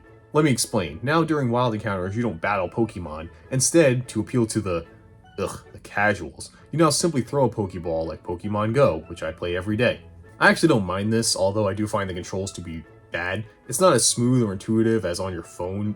Here the Joy-Cons have to sense a full swing motion, so it's hard to throw the ball close to you, and to throw to the side, you think you throw like this, but no, you keep the controller like perpendicular to you like this, then chuck to the side. That feels so unnatural. And I swear to Arceus, the programmers are fucking with me, because every time I had the best throw, the wind was perfect, no sun in my eyes, the Pokemon would do an animation which wouldn't allow me to catch it every single time. So yeah, I'm not a fan, but you kinda have to do this. The main reason is now gyms have a requirement to enter them. Some are whatever, like having a certain type of Pokemon, but Koga's gym has the requirement of catching 50 unique Pokemon. If you don't remember, there are 150 Pokemon in Gen 1, so you have to catch a third of the Pokemon in the game to progress in the story. That is lame. Yeah, for most people they're catching Pokemon anyway, and that is the point of the game, so it's not that big a deal, I guess, But I hate it because it takes the one thing about Pokemon, the mass appeal, and instead of being a thing you can do of your own freedom, it's just a BS required quest now. But you don't just catch Pokemon for that reason, you catch them because it's the best way to get experience. Trainers give you nothing in terms of EXP. What they give you is only money and Pokeballs. Yes, you get Pokeballs from beating trainers now. For comparison, here's the EXP I get from a trainer, and here's the EXP I got from catching a wild Pokemon nearby. But wait, it gets easier, because your starter Pokemon is broken. See, since your starter Eevee, or in my case Pikachu, can't evolve, they made it a Giga Chad, not only having higher base stats, but also having all perfect 31 IVs. I'm not going to go into detail on what IVs are, but you should be able to tell that something that is referred to as all perfect is probably pretty good. Not to mention they give you exclusive moves that give you better coverage against types you wouldn't be good against otherwise. So yeah, you can solo this game very easily with your starter. But wait, it gets easier. As now for the first time in Pokemon, there is local co-op. Yeah, it's not good. It's like how there's co-op in Sonic 2 with the camera following player 1 and player 2 is just there. Something to give your little brother to do. But if you're playing by yourself, you get a massive handicap, as now you can make any battle into a one-sided double battle. Yes, you can use 2 Pokemon while your opponent only uses 1. And when catching a Pokemon, if you throw the ball at the same time with both controllers, you can get even more EXP for catching. Yes, this feature is completely optional, but why wouldn't you use it? There's literally no downside, and even if you don't, you'll be fine. You can beat the game in a day. The only really cool thing this game introduces is now you can see wild Pokemon on the map. That's right, no more random encounters. You can avoid all of them without an item. That's the only thing they added I liked. Everything else I did not care for. I don't even get why this game is based on Pokemon Go. I mean, yeah, it made a lot of money, but they do know no one played Pokemon Go for the gameplay, right? They do know that, right? Rufel dominated the rival I didn't talk about because he sucks, and became champion with Huevo, the Pikachu, Belle the Nidoqueen, Mikey Cloyster, Trip the Vileplume, Kiwi the Arcanine, and Filler the Porygon, who I never used because the other 5 were so good I never really needed a 6th one. Whoops.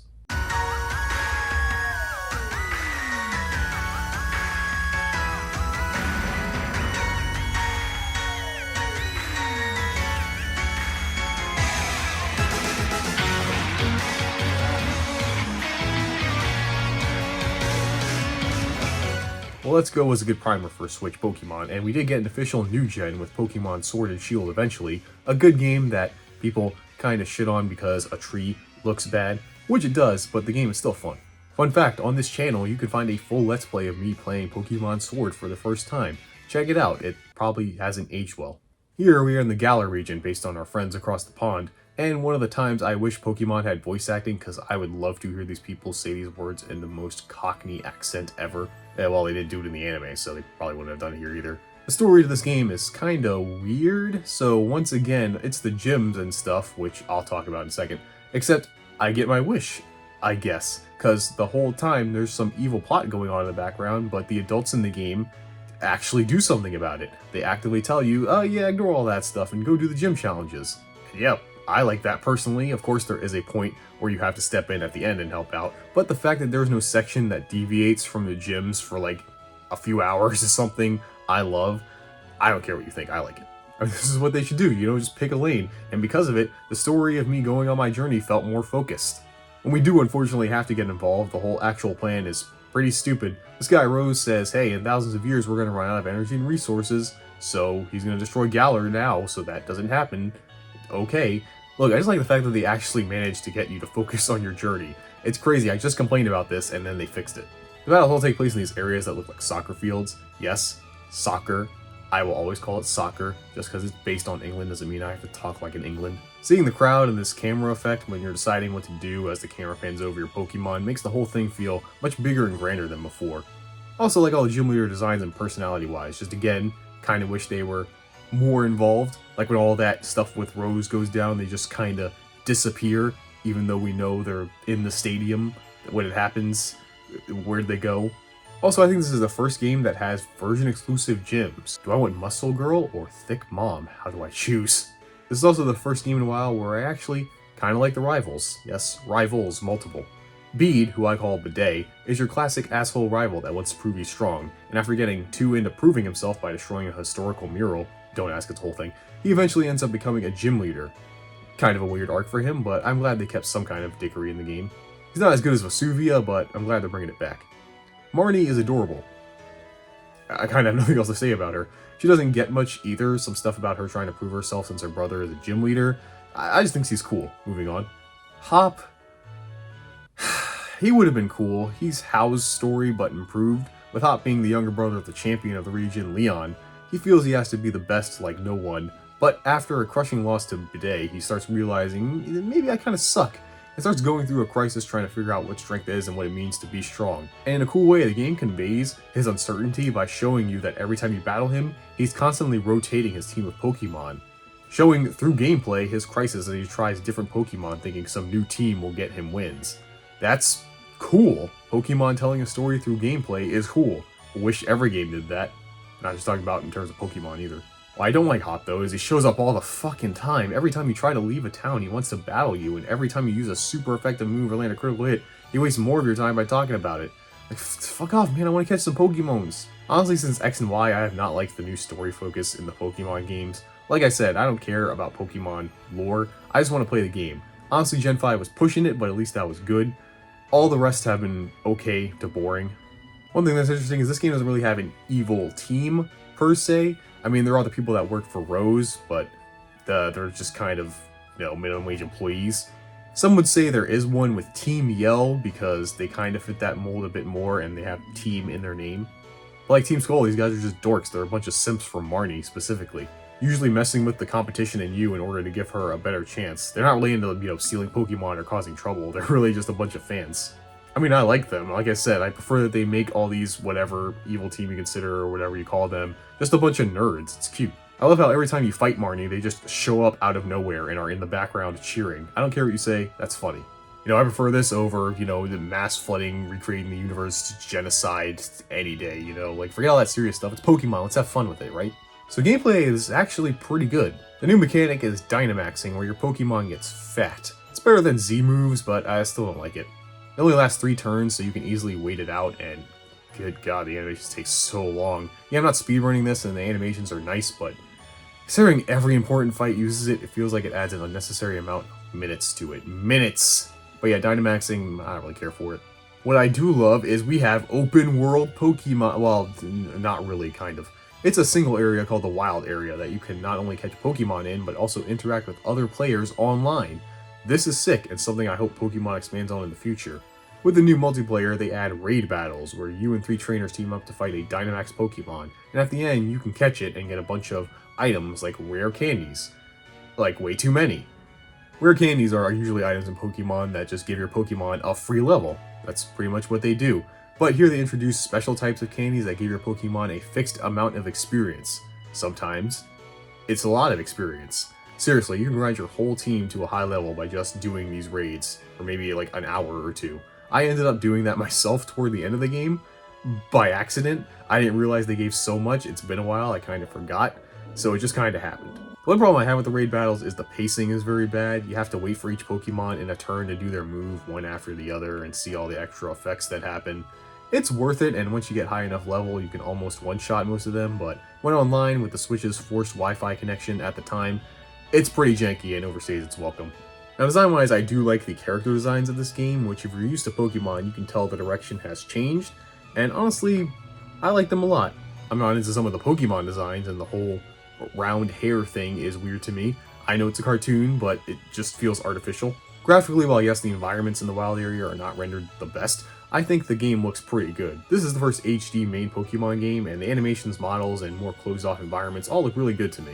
I haven't talked about the music in a while, and honestly it's because X and Y and Sun and Moon's music was okay, no track really stood out to me. Here it's the same except for the gym leader battles. When they Dynamax their Pokemon, you can hear the crowd start cheering with the music. It really adds to the whole sports spectacle event vibe going on. I love it. And lastly, I'm not talking about the DLC, remember, just becoming the champion. That's it. I mean, I've played them in the past. I'm pretty sure there's another video on this channel of me playing them. So, I guess I will say, at least, they sure are expansion packs that add extra content to the original game. Swoop had a champion time in, well, again, there was no Hall of Fame in this game to tell me my time or show my Pokemon. I guess they're slowly getting rid of that, which is sad. With Swig, the Hitmonchan, Mortimer, the Dreadnought, Bolt the Bolton, Sly the Thievul, Vanille the Dubwool, and Munkit And there were no other Pokemon games released between this time, so let's get into Pokemon Scarlet fuck. Okay, look, there are certain Pokemon games I don't like, but I can't say that there is a Pokemon game that is objectively bad. Like, this is just not a good game. Then developers Oka said, bet.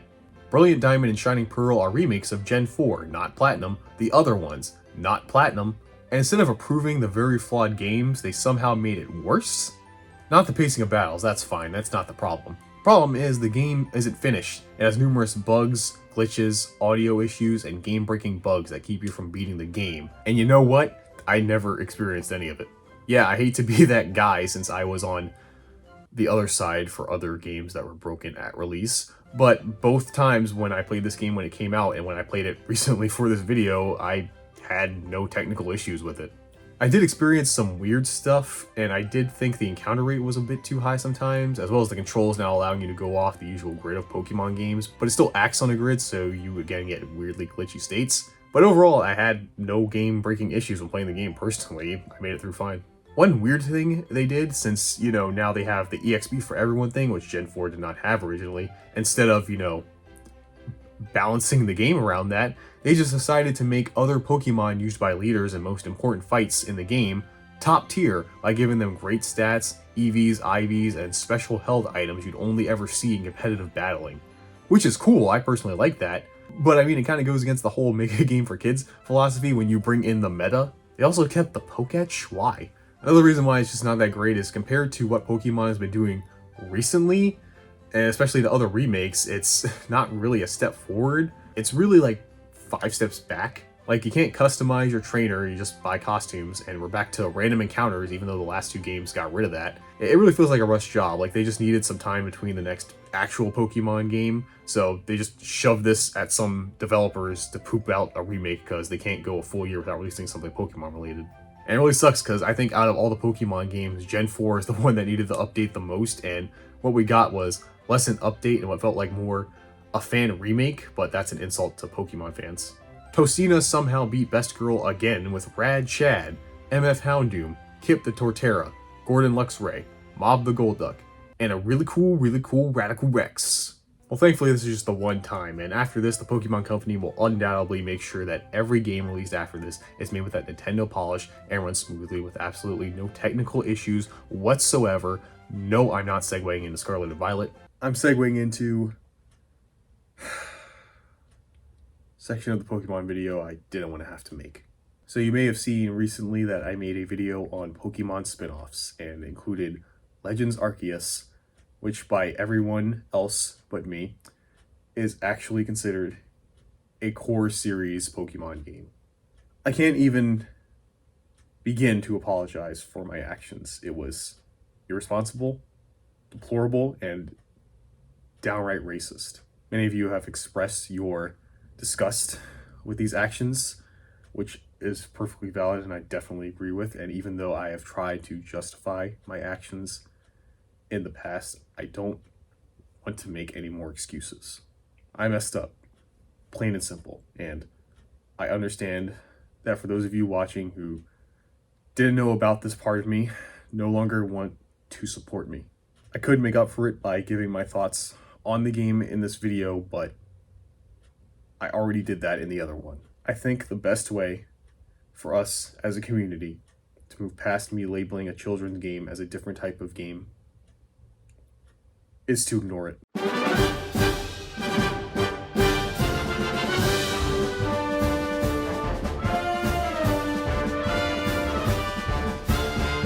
Finally, we are at the most recently released Pokemon game last year at the time of this writing, Pokemon Scarlet and Violet. Man, I really wanted to revisit this game after a year, find some great things I missed and tell you all about it, but no, this game just runs like shit, man. Here we are in the Paldea region based on España, where for the first time appropriate for a kid in these games, we are in a school at whatever academy your version is. School has something called the treasure hunt, where the kids, surprise, go on a journey in order to find what they consider to be their treasure. You know, the One Piece. Being the new kid, everyone takes an interest in us, like Nimona, our senpai, who really likes us and really likes battling, and encourages us to take the Victory Road Challenge, which is taking on all 8 gyms and fighting the Elite Four to become a champion rank trainer. Standard stuff.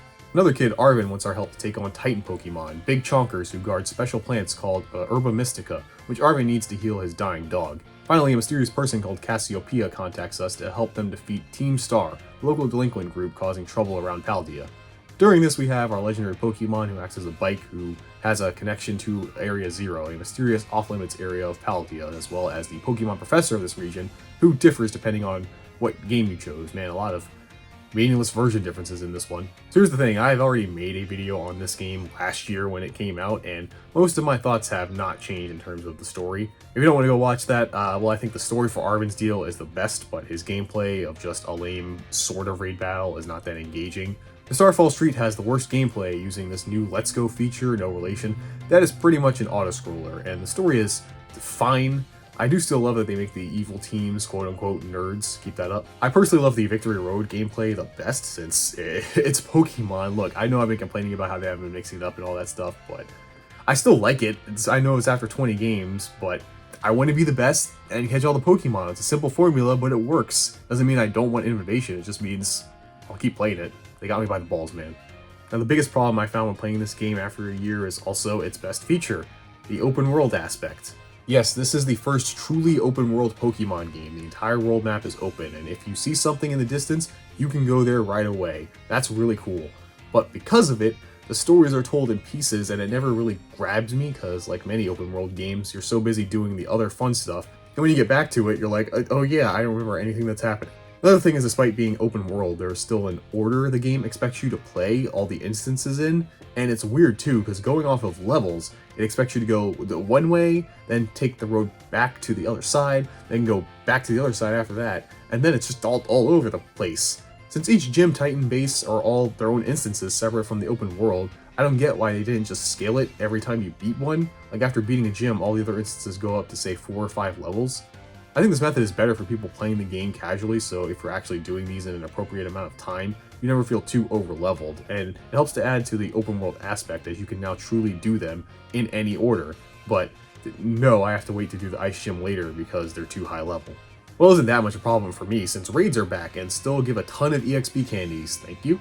They are even better here though, as now everyone attacks at the same time and you failing is based on a timer, so they all go much faster now. New thing they add that they'll just abandon after this game anyway, so what's the point, is the Terastallizing 1 year and I still haven't learned to pronounce it. I never will. But you know what, I actually kind of like this one. What it does is change your Pokemon to whatever their Terra type is. If you use it simply, you can say power up your water Pokemon's water moves, but using it more creatively, it can be used to counter what would be unfavorable matchups, which is something that gym leaders do. I love that use of it, but again, it just feels like one of those mechanics that's better suited for people who play the game competitively, as opposed to people like me who just play through the story till they reach the credits sung by Ed Sheeran. There are also Paradox Pokemon that come from the past or future depending on the version. Man, they really are honing on this version exclusive stuff these days. They're okay, the past versions are better than the future ones in my opinion. Not as interesting as regional variants to me, but I wouldn't mind seeing this type of thing come back, no matter how cursed some of them are. So, look, I like this game. To this day, I still kind of like it. But holy shit, does this game run like booty. Now, it is impressive that this is an entire open world with randomly generated Pokemon that renders the entirety of the region at once, but because of that, it runs like a slowpoke. I had so many slowdowns, there was too long loading times.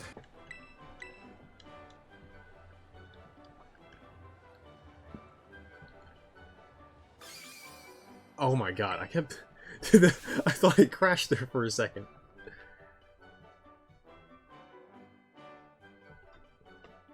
What? What is going on? Why is it running like shit? There was even one time where the game crashed. It just kept loading forever after a Team Star base, which meant I had to do it all over again because it didn't get to the point where it saved. It was so annoying, and playing this a year later when I'm not amazed by a new Pokemon game and when they've had time to update it, it's so much more annoying. What the fuck? It just works. I started rushing through the game near the end, mainly because it was the last Pokemon game I have to play, but also because it ran so bad I didn't want to play it anymore. And now a year later, I think this is just more a sign of them not giving enough time to the development of the game, because since then, Tears of the Kingdom has released, another open world Nintendo game that was delayed and developed for years, and that runs pretty well, all things considered. This just shows me that Nintendo or Game Freak or whoever rushed this one out the door, and that sucks. Like man, if this game just ran at a consistent 24 frames per second, I would love it. It would probably be one of my favorite Pokemon games, if it functioned properly. But the technical issues for me this time were too much. I just couldn't keep playing it any longer. It just feels like the Switch is dying, man. I know Nintendo keeps supporting it, but it's really starting to lose its luster. I'm not recounting who I beat this with. It doesn't matter. Watch the playthrough if you're curious. Video about the anime is next.